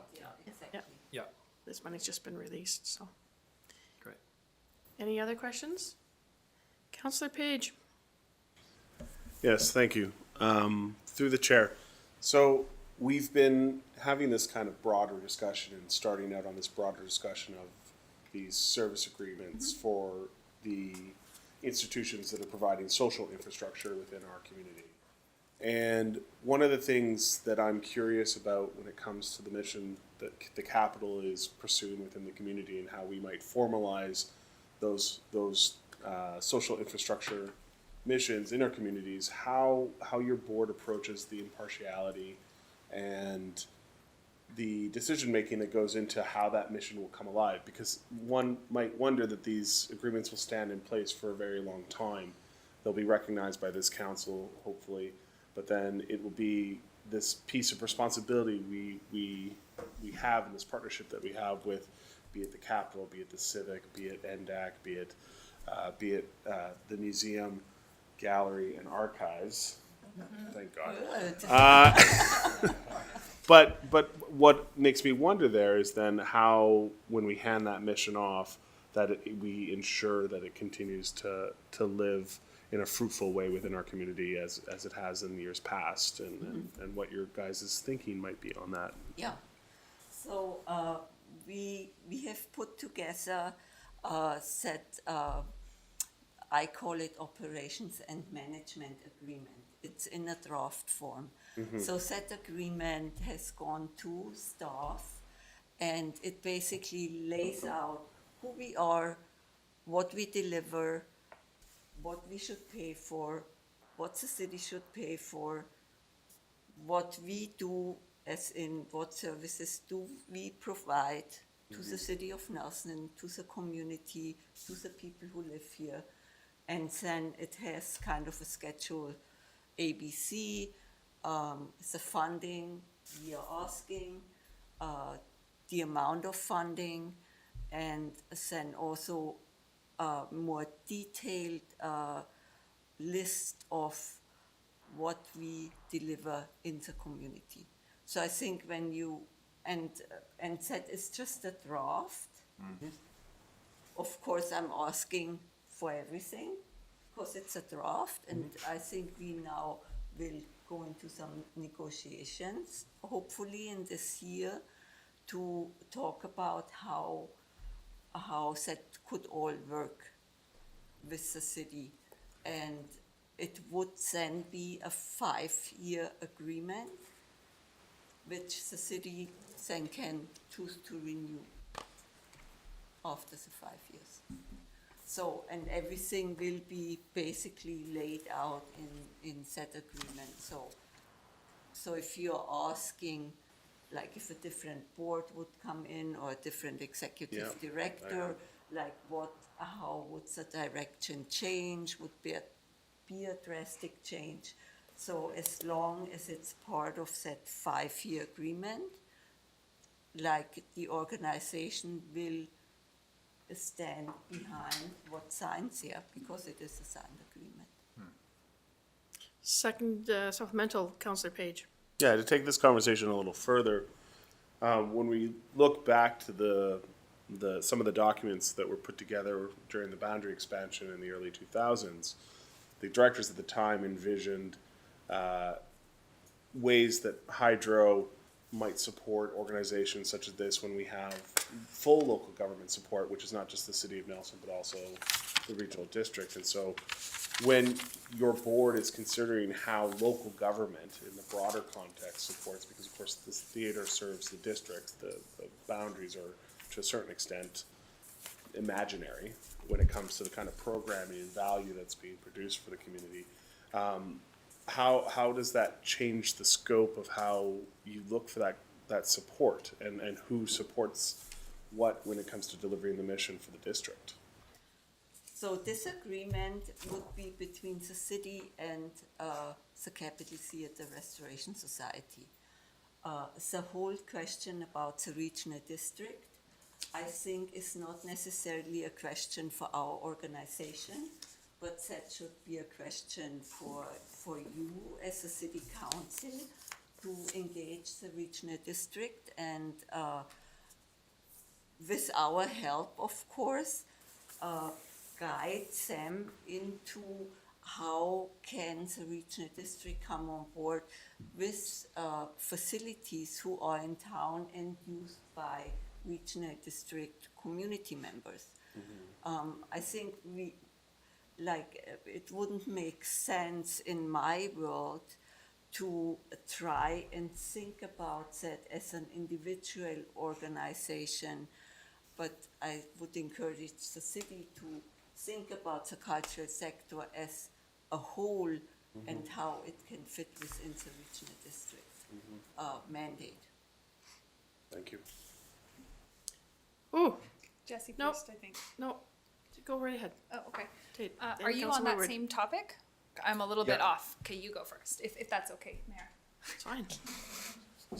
And thank you, Councillor Tate. The We're all just so nice. generosity around the table, it's just. So with an agreement like this, what sort of efficiencies, I guess, would you describe out of an agreement like this for both the city and the capital? Because it was year over year, right? Typically, it's been for all these years, it's been year over year. So what would this give you, and what would it sort of on both parties? What do you see coming out of it? I mean, first it would give us, like, not that the city ever reneged since 1988 on the payment of the grant, but it would give an organization like the stability of 5 years. It would include like a rate increase according to inflation, and that we can continue to have wage increases and pay like everything's getting more expensive. So, and for the city, it would give you an assurance for what we can deliver to the community, and it's kind of an accountability tool between the city and our organization. I think that's how I would see it, and I'm sure there are many more other points in there So just that I can't think of right now. Just as a supplemental, Mayor? Yes. Would it help your fundraising if you had an agreement like this in terms of going out and looking for grant funding and such? Absolutely, as we mentioned in the presentation, and Sydney mentioned it too, like that, of course, city funding is always like a ground for approaching federal and provincial funders. If we can show that we have municipal support, funders are way more open to funding you because they see this is a value and this is a value for a city and a city council. So of course they are on board to further support. Thank you. Councillor Tate. Thank you, Mayor. CFO, is there any other such agreement in place in our city right now, similar in nature? Corporate Officer Winton there might have some thoughts on that, but I know there's a few that we're kind of working on currently that I think are probably in a similar stage of progress of developing? So, no, not right now, but we're working with the cultural sector Yes. to implement service agreements, we're calling them. So Yes. you saw on my work plan that that's one of the things that we're focused on this year. Would it be fair to say that this particular agreement will set the stage for future agreements for other nonprofit organizations? No, we're doing one at a time, but I'm not sure. Yeah. Will there be It's a standard? negotiation. It's a negotiation. Okay. So it identifies what the organization will provide to the city and what the city will provide to the organization. Usually, what the city provides is monetary, but there could be some other things. It's going to be a back and forth. And is it based mostly on the fact that the organization occupies a city-owned space? Those are the ones that we're looking at straight away, yeah, in 2023. Thank you. Sorry, I just need to ask my questions. Yep, you're in a line. Councillor Lockenberg. So I had the same question as Councillor Tate, but there was an addition to that, which was, I'm trying to understand how this would work if we applied it across other organizations. So if would we do a service agreement with, say, the youth center, or NIC? Yeah, NIC or So the youth center is ours, so. Yeah, no, but I mean, the principle, I'm trying to understand the difference in principle. Essentially what we're trying to say is in any, like the fire department or public works, you're trying to provide them predictability over a certain amount of time, be able to do long-term planning, that kind of thing. So what's the city's rationale for doing service agreements for any organization? Well, we wouldn't do it for departments of the city. City, yeah. Because No, they no. are Governed by part this of our agreement, budget, or yeah. your budget, right? No, but so is this. I'm getting at the principle. Like what Becomes a line item. So what these community groups can expect is a certain amount of money that we guarantee. Basically, it becomes a line item. And in theory, Chris and I have talked about this, CFO Jury and I have talked about this, about how it's almost a line item, and yet we have these asks every single year. With often some kind of inflationary increase or other kind of increase, or for additional expenses. What we want to show in a service agreement is a set amount of money that is in fact a line item in the budget, that we just know it will be the same amount. And if there is an additional ask, we will hear throughout the year from groups as to why, what they need it for, but they'll have that security from us in an agreement that they can then use, they can leverage it. Yeah. For other No, funding. thank you for that. And I get it. What I'm trying to understand is the rationale from the city's perspective. I get why anybody would want guaranteed funding, dependable, predictable funding. What I'm trying to understand is what the city goes through an annual budget process. We get presentations from all sorts of groups, and there's a certain adaptability that gives us on a year-over-year basis, including internally. Like, I'm sure every department in the city would like predictable long-term funding to make some of those plans, but we don't give that because we don't know the future when you look at the whole picture. And so there's a certain, I get that it's not ideal, but it's also protecting the taxpayer, preserving some flexibility in whatever might come. So I'm just trying to understand. I'm not saying that we shouldn't be doing these service agreements. I'm just trying to understand the rationale from the city's perspective. We're balancing that. Sure, it's going to be administratively a little bit easier for us. We just can say, Capital doesn't have to come and give us a presentation, doesn't have to ask. You come if you want. That's great. I would still come. But We want you to come anyway, though. They'll still come, but it might not be all at once in January, right? Like, sure. Mayor? Yeah.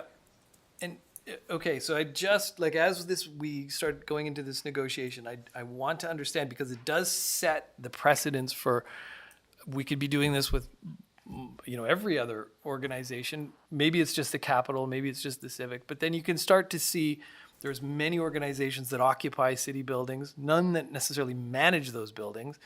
But what are we trying to accomplish here from the cities to protect the city's taxpayer? And then finding that balance, because I would prefer to provide certainly our arts and cultural sector with that predictability. That's what I'd love to lean towards. Before I get behind that, I want to make sure that we as a city are understanding what the trade-off is. That to me right now is not clear. I'm not sure why we would do it. So just for, there's reasons to do it, and there's reasons that benefit. Stephanie summed it up, and then I saw the fierce nodding. Like I become a bobble doll myself sometimes up here as I hear things, in terms of them being able to leverage for more money. And I just, you're asking a good question, but I just want to remember this is the cow. This isn't a business meeting. We're not going to make a decision. All of these agreements, because they're new, will be coming back to us as they unfold. So we're going to have time to come back to look at what these agreements look like, instead of, because it's, in terms of staff probably can't answer right now the question that you're asking them because of the fact that it's a negotiated process. And I think that once we start to see what one looks like, they still have to be approved by council. So we will have a chance to look at the ins and outs of what's the benefit to all the parties that are signing on to the agreement. So I hear the question. I'm pretty sure that staff have now, know that we're gonna wanna have this, as they bring these forward, they're gonna wanna have the answers to these parts of the questions. But if you're comfortable that we could park it to go through the rest and then get through the rest of the presentations tonight, because I'm pretty sure that when we see the next presenter group come up, and they too are going to talk about how they would like to have a management agreement, and we could be having this discussion all over again. I just don't think that we're in a position where we have all the answers that we want to the questions. So it's good that we're asking them, but we're not going to get an answer. So when you say, I want to know why, I don't think we're in a position to have the why for you right now, Councilor Lockenberg. So.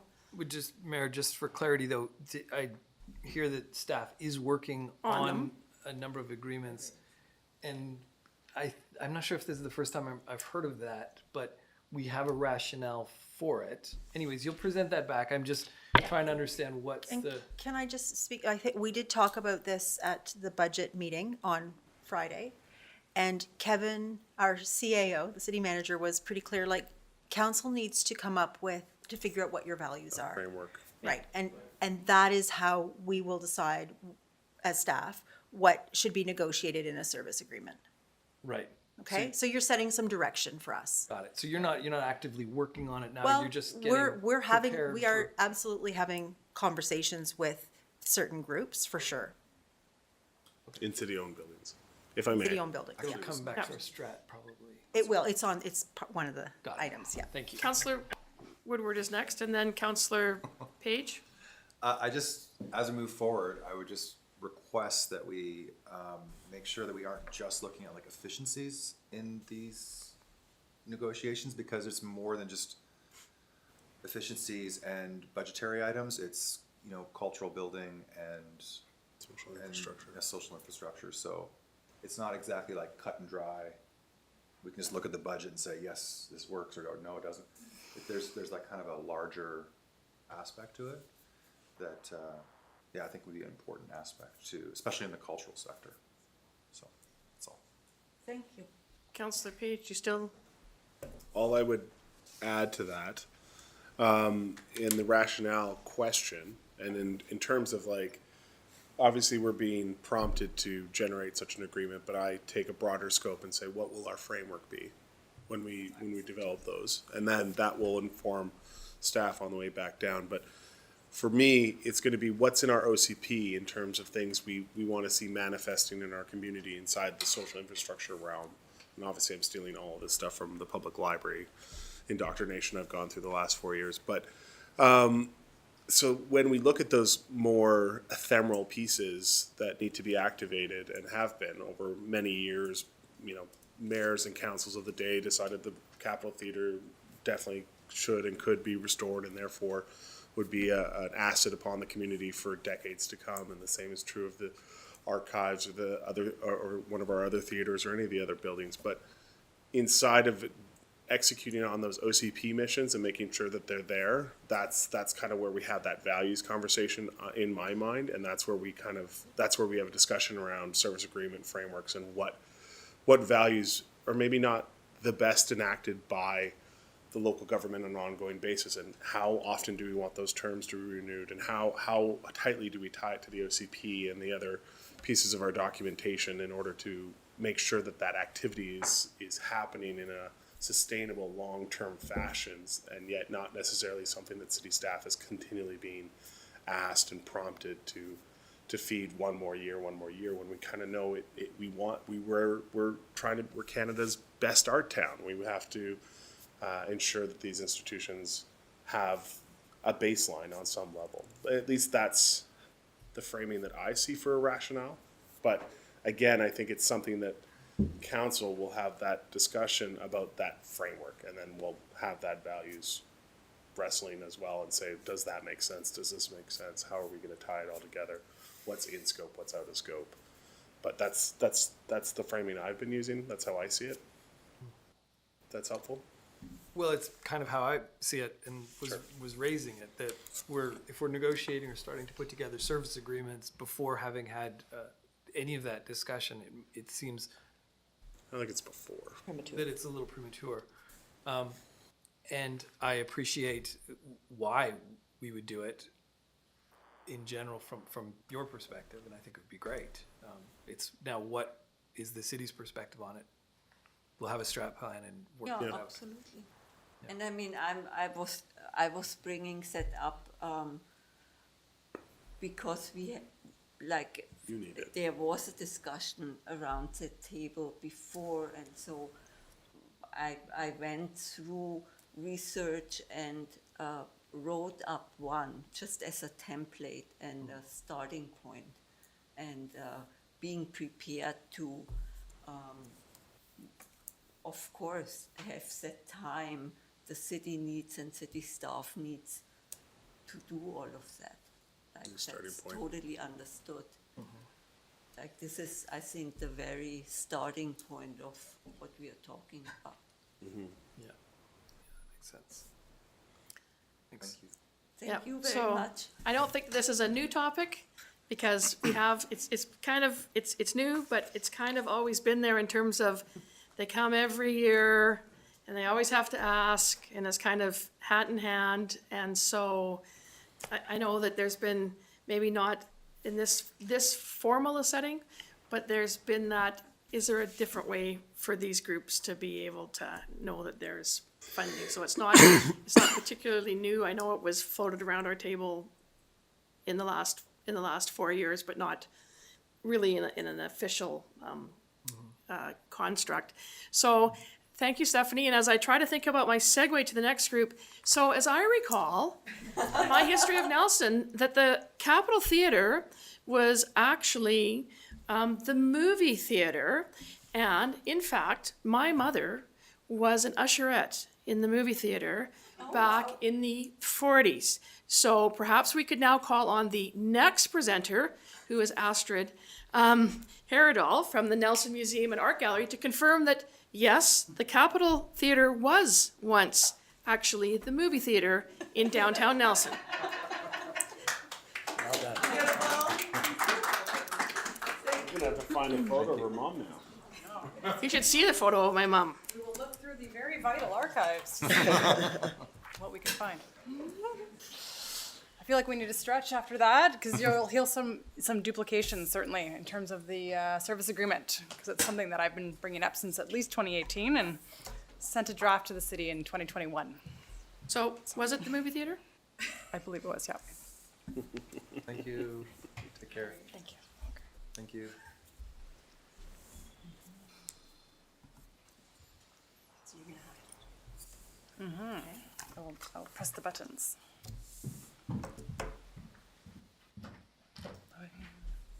So just for anybody that missed that during the bit of laughter and fun I was having, I'd like to say that we now have Astrid Herodal, who's the Executive Director of the Nelson Museum and Art Gallery, formerly known as Touchstones.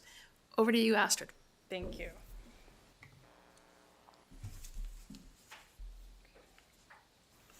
We're definitely getting a lot of style today, I have to say. Okay. So it is my honor to represent the board, staff, and volunteer team of the Nelson Museum this evening. As there are new counselors this year, in addition to reporting on 2022 and presenting the 2023 grant request. Too fast. I am also going to talk a little bit about sort of the breakdown of the city grant and what it does cover, discuss our core organizational purposes, and then also speak to the value that we provide to the city. So with our time this evening, I can't fully dive into the breadth of what we do, as we do so much, but I really, really hope, I invite you, Mayor, Council, senior staff, we would so much love to have you for a full facility tour so that you can learn how we enact the grant that you provide and to have another chance to say in person, thank you for your ongoing support. So our work matters.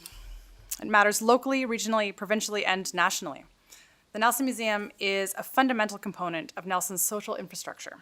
We also provide critical content, collaborative projects, and positive movement forward far beyond our boundaries and across Canada.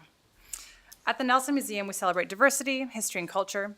We help break down systemic barriers. We work towards equity, access and inclusion, and decolonization of the colonial structure of the museum space. We endeavor to participate in the Coalition of Museums for Climate Justice and Nelson Next priorities.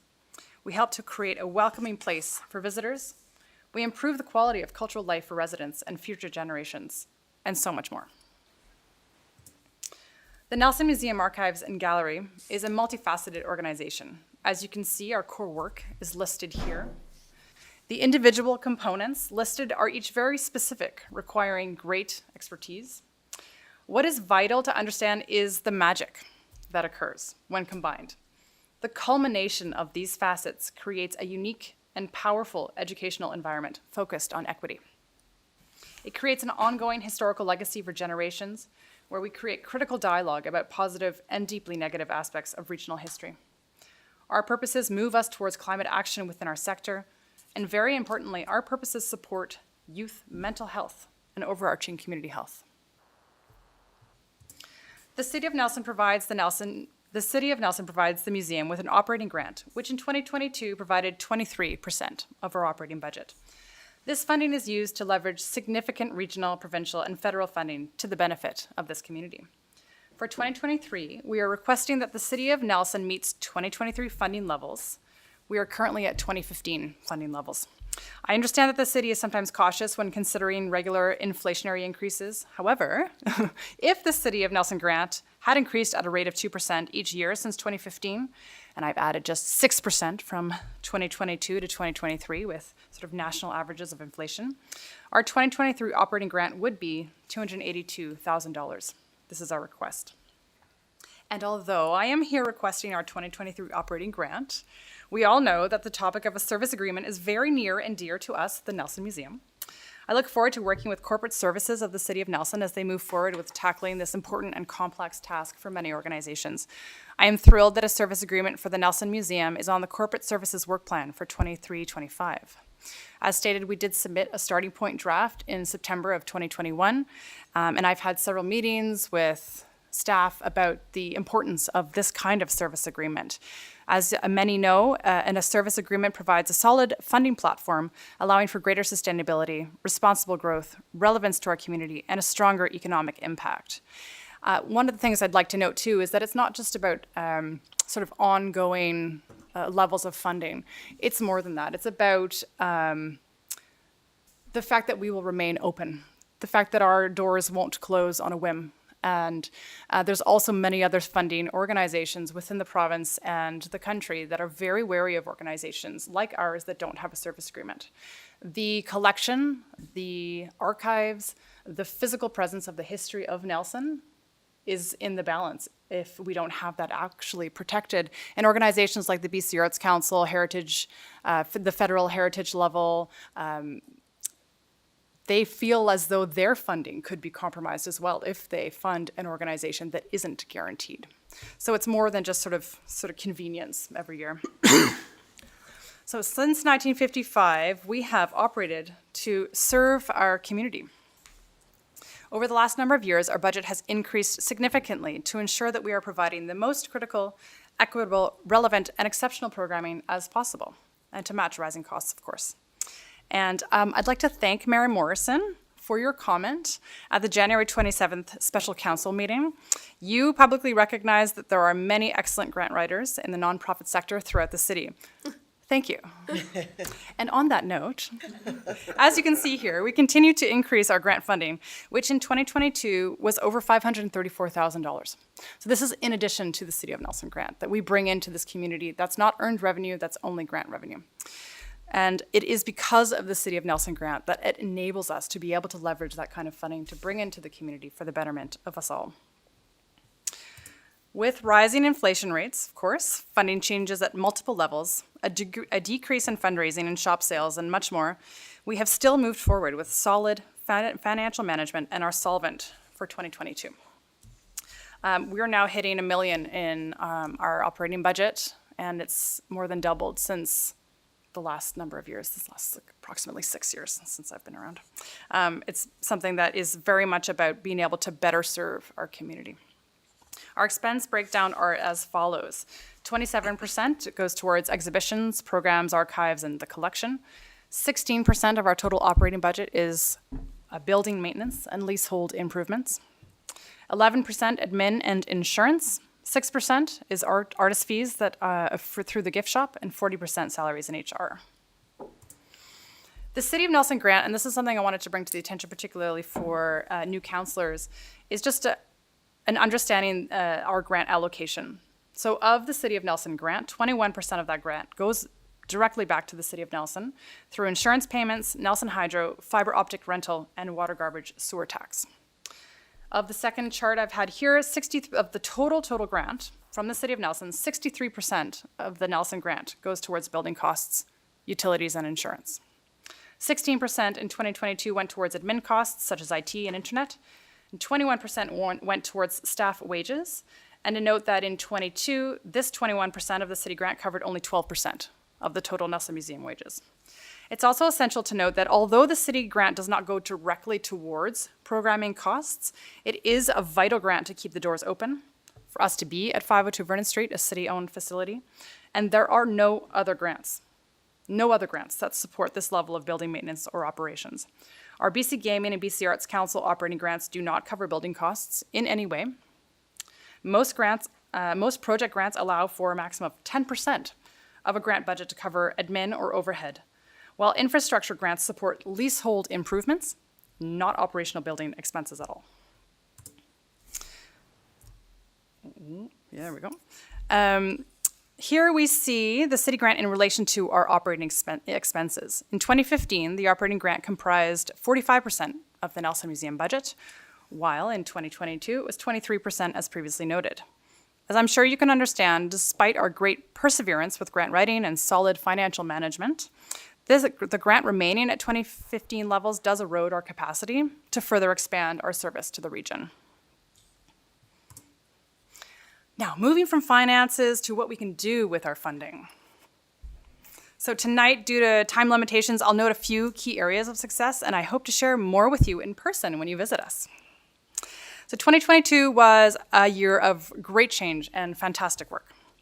We changed our name and our brand, ensuring further community empowerment, clarity, and access. With this name change, we stayed true to our legal name and put clarity at the forefront while further aligning with international EDI museum best practices. We continued to build community partnerships, and in 2022, signed an MOU with the West Kootenay Métis Association, and we have 2 more MOUs currently moving through the approval process within the nations. We look forward to building further relationships and partnerships this year. We also received an honors award from Heritage BC for the Grow Show, an incredible history exhibition about the cannabis industry in the Kootenays. We have partial grant funding for a publication of this exhibition, which we plan to launch this year. 2022 saw the completion of the third floor renovation project, which further expands our community outreach and programming capacity. For those who saw the space before, you can attest that the third floor truly underwent a wonderful transformation. The city repointing project contributed to this reno with the repair of interior crumbling window frames, which were the result of a failure of the envelope. We also have stunning new archival shelving to allow for the necessary expansion of the archives. Archives, of course, grow daily, and it is our responsibility to ensure that we have the space to fulfill this need and to care for this information for posterity. We received a $50,000 grant from the federal government to enact this shelving. In addition, we launched a permanent installation of Jamie Black's The Red Dress project. We are now one of 2 locations in Canada for a permanent display of this important and poignant project. The first being at the Museum of Human Rights in Winnipeg. Fortis BC helped to sponsor this installation as well. It's important to note that so much of our programming is free and accessible to the public. This is an important pillar of our work, an equity approach, and for museum-specific programming, it's my belief that programming ought not to be considered a revenue stream, but a benefit to the community. In 2022, the board and I created a new strat plan for 23-25, which includes 4 pillars: social justice, organizational resilience, sustainability and continuity, museum redevelopment. The wonderful team and I have many projects planned, including, but not limited to, a very exciting exterior signage and building lighting project, which we're doing in collaboration with the city, new awnings for the building, several publications, expanded programming and classroom outreach, a tiny turret mini music series. Stay tuned, it's going to be very cool. Museum Mash After Dark, a new adult program and fundraiser based off of our really successful Museum Mash, which is a family program.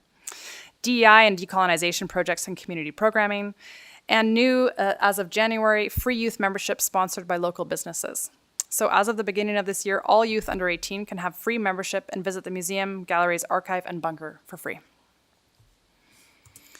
Over many years, we continue to prove that we are exceptional, professional, and relevant. We pivot, we innovate, we expand our audiences, and we continue to challenge the museum and archival status quo. We work towards positive systemic change in our sector and will remain a key cultural hub and tourist draw for our community for years to come. The NMAG, you can also just say that, NMAG team, the NMAG team continues to showcase resilience and criticality in the face of funding and inflationary changes, which stretch the organization and our entire sector. We must address operational challenges such as building maintenance increasing by 47% from 21 to 22, and earth shipping more than doubling in cost, for example. We are dedicated to increasing and diversifying funding streams to support our work. We are taking responsibility for our growth, and we hope that the City of Nelson will join us in this quest. Your support is vital. I will reiterate that your ongoing support ensures that we can care for your building and leverage hundreds of thousands of dollars in additional funding, which benefits the city, citizens of Nelson, and visitors to the region. We look forward to signing a service agreement soon, once service agreement policy has been enacted, and further enhancing our collaborative relationship with the City of Nelson for a betterment of our community. Thank you so much for your support and for your time this evening. Thank you, Astrid. Okay, here we go. Councillor Page, Councillor Lockenberg, Councillor Payne. No, I just wanted to applaud. I feel Oh, every okay. time you guys finish, I should applaud, but nobody else is applauding, so my hands are going up, and she's thinking I'm asking a question, but I just want to, yay! Auditioning! I'm so excited! Okay, I'm done now, sorry. I think we got some sage advice at the beginning of my last term, that when we applaud, then someone comes up and they don't get applauded. And then it's like, who gets applauded, who doesn't get one. So sometimes I restrain the applause. You're trying to tell me to contain my enthusiasm. You can do whatever. That's gonna be I'm hard. just saying what someone said to me. Thanks, Keith, or Councillor Page. Was that a mansplain? Ooh. I'm just. Okay. All right. I'm gonna clap my hands. Okay, we're over Class. 9. My question was, how have your memberships been doing through the course of the last number of years? Are you growing? Are you like? Yes, can our you membership keep- has grown.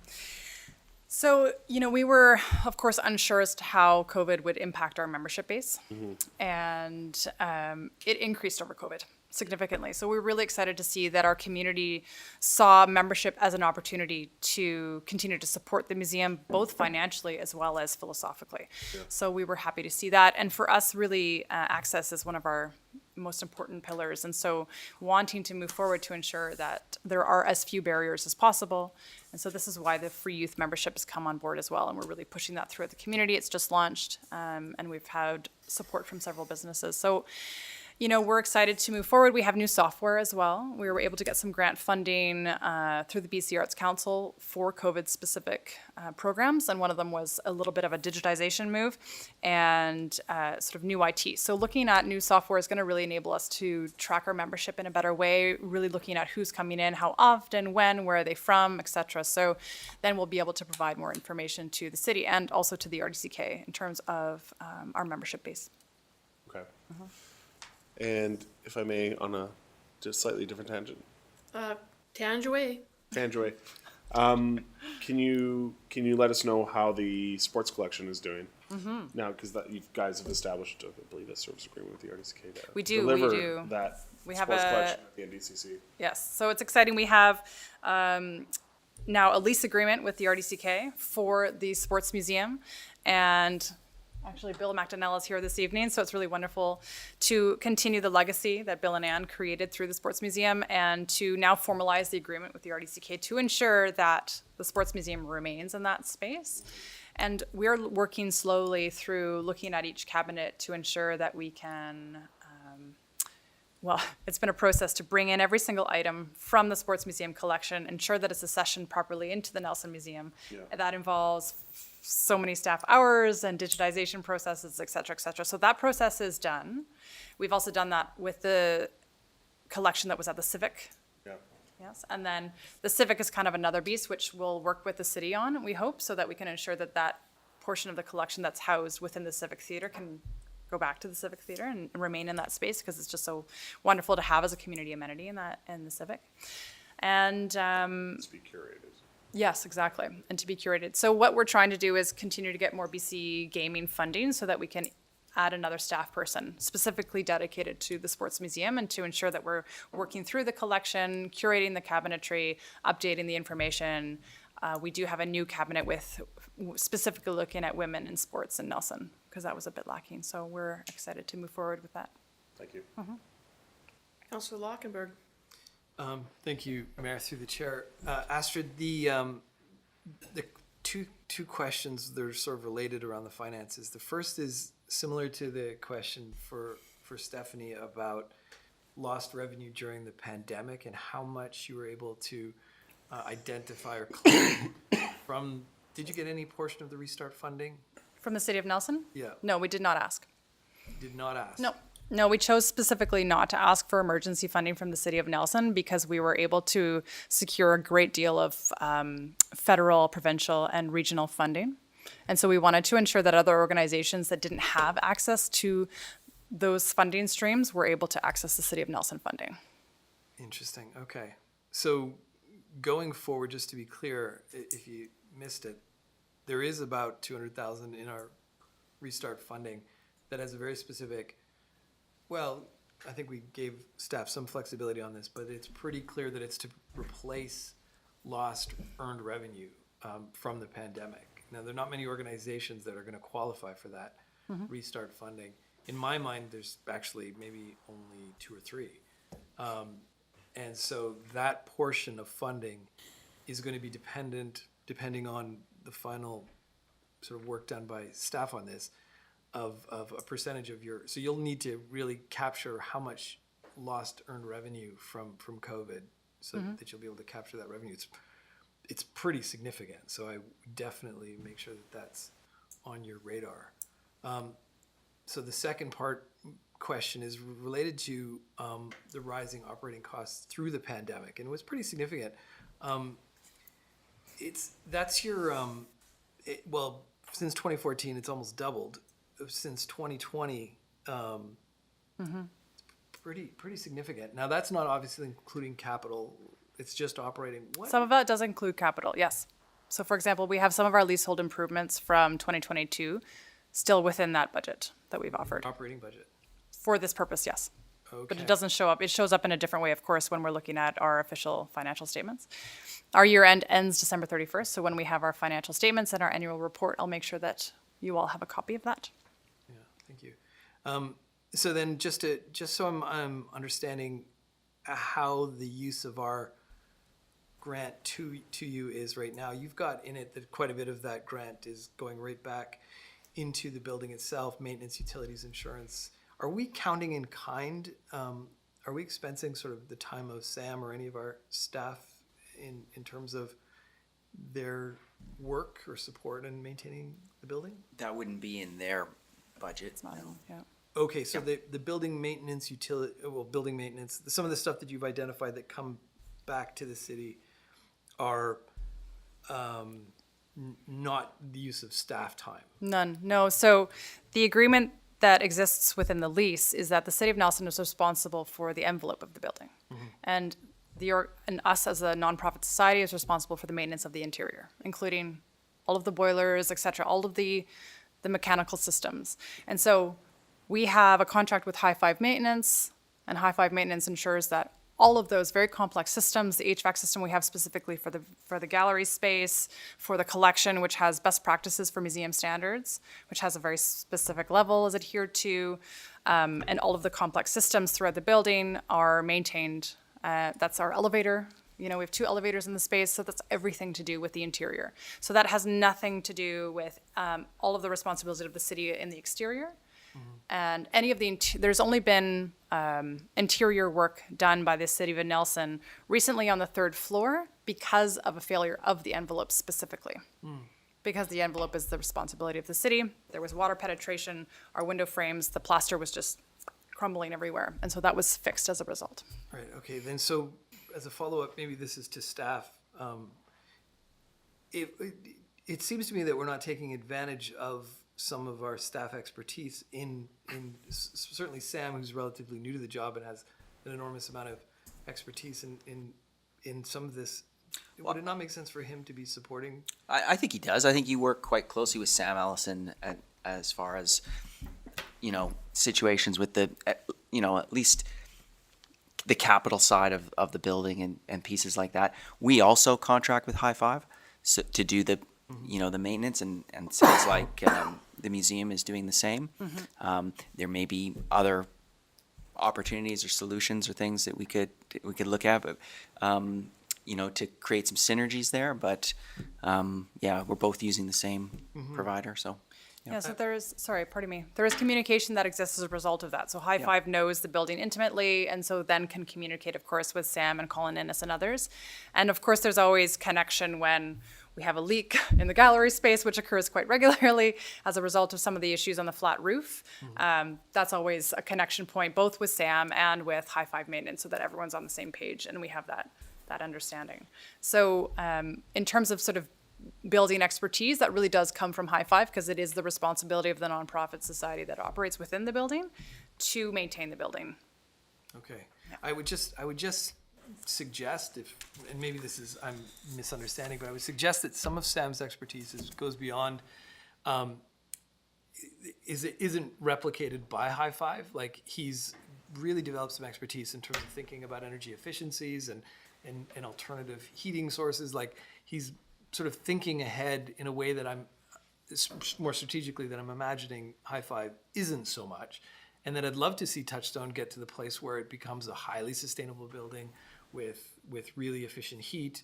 Ultimately, that's going to drive down costs, but also sort of set the tone for what an efficient yet heritage building ultimately could look like. So I just point that out, that Sam does have that expertise and is continuing to really lead in developing more of it.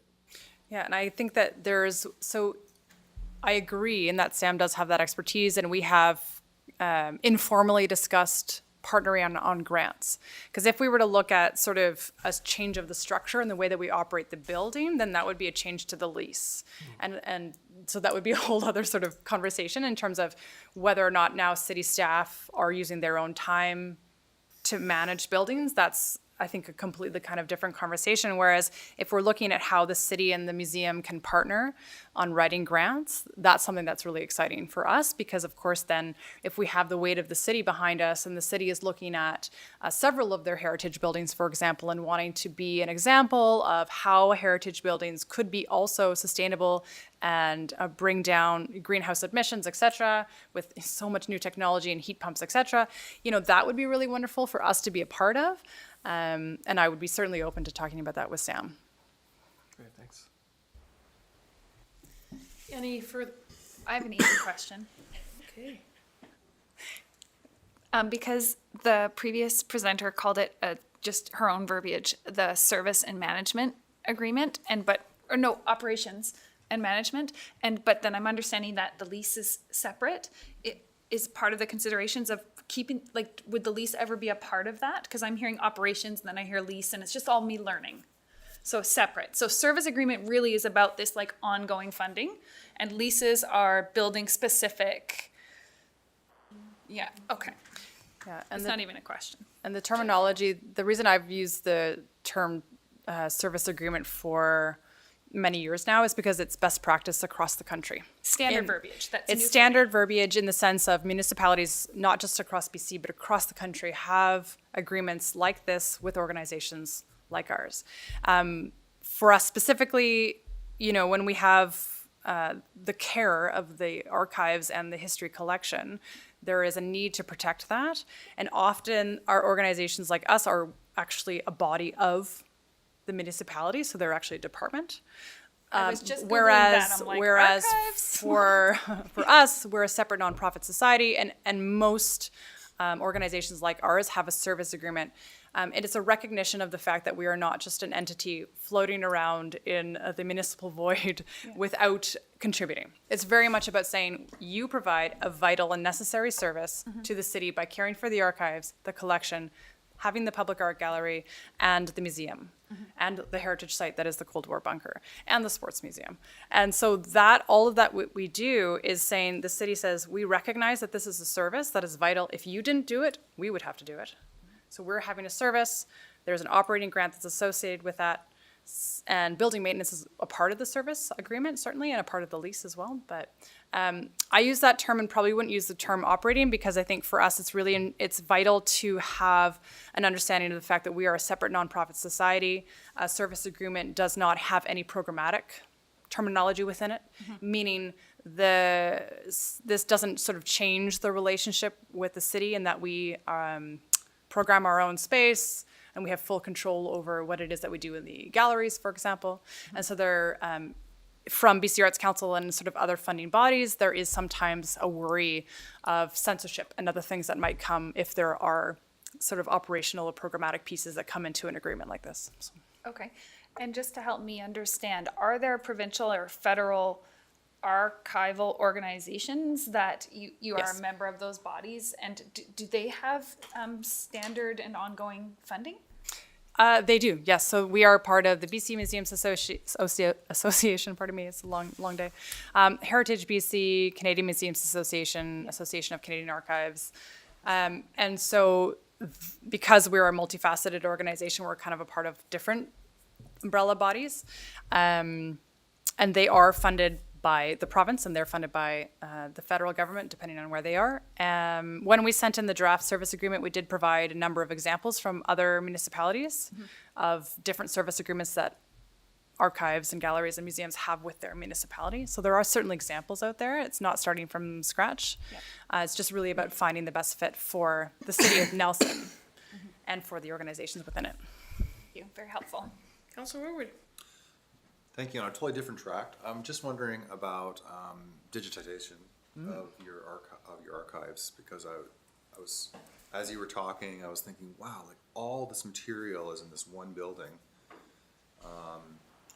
and yeah, there is a bunker, although, but where is that at, and how much can we digitize in case of an event happens, and we actually would still have something of our history? Yes. It's an absolutely vital piece of archival work currently, and for the last number of years, we've been receiving funding from several different levels of government and foundations to digitize the Nelson Daily News specifically. So what we're doing is we've been working kind of decade by decade, and we have actually quite a lot digitized right now. And what's so important is the search word capabilities of that, so that it's not just, you know, a static page. It's something that can be searched and used across the country, indeed across the globe, by students and historians, archivists, et cetera, to do research and create new information. So that's something that we're working on. We're also working on digitizing the Shaw TV collection and multiple audiovisual collections, which include reel-to-reel and SVHS and U-matic and other terms that I've sort of learned, which is really exciting. So if you have your tapes in your basement, please do not throw them out, bring them to the museum. Because what we're doing is digitizing all of this, and you will not believe the gems that we're finding. And what's the issue particularly with audiovisual material is that it deteriorates. And so if we do not do this quickly, we will lose all of this. Right. So digitization is a huge priority for us as an organization. We actually just received a $25,000 donation from a family foundation specifically to digitize the Fleming audio collection. Right. So it's the Fleming family that's come on board to do that. So there's so much interest. And what happens when you digitize is that you're bringing it to life again. And it has such impact. I'm not sure if I'll reference Capitol Theater. I'm not sure if anyone saw Jeremy Dutcher's performance. So, you know, the incredible nature of being able to take something from a dusty museum collection, digitize it, and then use it for contemporary performance. That had such power. This is the power of archives. I think a lot of people think of collections objects and archives as dusty old places that have no value today. But really, when you look at digitization and look at what we can do to move things forward in that manner, it's really thrilling. The latest piece that we're looking at in archives is moving away from just English and wanting to ensure that there's translation of archives. How can we ensure that all community members can access the archival information in the language of their choosing? So that's going to be a huge project and many, many grants. But yes, and I did apply for a grant to have sort of a Kootenay digitization hub. And unfortunately, we didn't get the full funding for that. But that was through the federal government wanting to have digitization equipment in-house so that we could actually become a hub where other smaller organizations could come and digitize their archives and collection so that they wouldn't be lost. We saw the devastating fires at, you know. That's, yeah, I think I have to, that's what I was kind of thinking. Yes, I actually had the fire department come in and do a tour after that happened because it was just so devastating to us. The fact that our collection is housed in the bunker is reassuring. Yes. It's quite protected, which is great. But yeah, these are all the considerations that we as an organization need to have in terms of risk management policies, fire and natural disaster policies, all these sorts of things to ensure that we can care for the protection, we can care for the collection and the archives for posterity. And just as a supplemental, there's the 2D stuff that you're digitizing, but what about the three-dimensional objects? I mean, do you document that and then digitize that so that at least there's some ability to? Oh yes, we have an online database of every single item of our collection. So we're working towards having everything there, but there's several photographs of each. There's a digital record of what it is, the accession number, everything. So an accession number is, and the provenance of an object is so important. So when you have an object, you know, you don't just give it in and then know nothing about it. You need to know where it comes from, who donated it, why is it relevant to Nelson, and so then that information lives with that object digitally now, and of course now physically as well. Thank you very much. You're welcome. Yes, Councillor Page. As a small addition to that, have you looked at partnering with, I believe it's now called Stack over in Trail? Yes? Technology Access Center. Thank you. Just even on the 3D modeling of those 3D objects and the LiDAR scanning and how that might start to look. It probably will be more of a part of your process in the coming years, but kind of dipping your toes. What does it look like? Sorry. Okay. I'll finish your sentence for you of what that might look like. Yes. Is that correct? I think it's an excellent point. And when you're looking at the future of the museum space, you'll notice that when I talked about the strategic plan for 23-25, the museum redevelopment is its own pillar. It's its own category. Yeah. Because the second floor we're trying to change it slowly because it's been since 2006 that it's been almost the exact same. So we have made changes such as Jamie Black's Red Dress project, which is now permanently installed. But when we're talking about the new museum space, this is the kind of technology that we're talking about as well. So we're looking not just at new didactic panels and new cabinetry. It's very much about, well, how can we create interactive technology with our collection? There's incredible Canadian companies that we've researched that do digital photography, 360 photography of an object, and then you can actually have it up on a screen and scroll around and look at it. Yeah. And then the other piece is you can't often, 90% of the time, I'll gather touch a museum object. And so when we're looking at accessibility and we're looking at really ensuring that there's connection and understanding of objects, 3D modeling comes in as well. So we're looking at, can you have a 3D model of an object that you can touch that we can use for schools and educational purposes and for CNIB tours and other programming pieces. So yeah, I like that idea. Thank you. What, did I just hear quick come out of your mouth? Councillor Lockenberg. Astrid, with this conversation about digitization and so on, can you explain to me, hopefully quickly, what the relationship between the museum and the library is in terms of sort of sharing services? Does the library provide any support to you and vice versa in terms of both the archives but also in terms of potential things like digitization and so on? There isn't a huge collaboration with the library. We do some decolonization programming together. They do have their own digitization program, which is specifically about digitizing sort of home videos. And there is a connection possibility there because although it may not seem relevant to have a family video in the archives of the Nelson Museum, there are ways where all of a sudden you see, what's in the background? What's happening there? All of a sudden we have a video image of the bridge half being built, or half built. There's all these sorts of elements that can be so valuable in a personal collection. So there's that possibility, certainly. And the library is interesting because the library is a part of the City of Nelson. It's not a separate nonprofit. So there isn't as much of a connection, whereas we collaborate so highly with a lot of the other nonprofit societies in the City of Nelson. But it's a great idea, and I'll connect with Tracy to have more conversation about that. Thank you. Thanks. Wow. I just this night is always a big night. And normally we have in past years jammed in a few more presenters. So it's hard to believe that, we've gone the full length of a meeting just with 3 from the cultural sector. So I'm glad that we have chosen to space out these meetings so that there can be quality time and discussion, and we can learn a little bit more about which all of these areas do in the City of Nelson. And not to make light of the quality of work you do, but I did hear you mention that you're going to digitalize some of the Shaw programming, and so I just maybe would suggest that you could leave out 1999 to 2002 council meetings.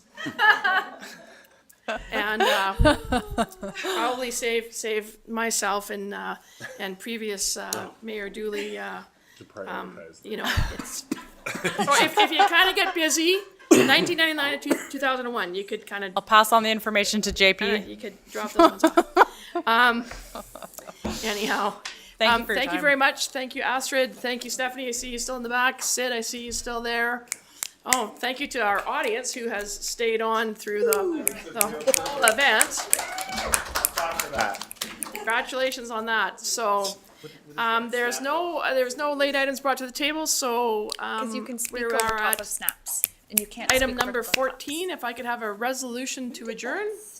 Moved by Woodward, seconded by Page. All those in favor? Anybody opposed? That carries. Thank you. Thank you, everybody, for participating and joining in tonight.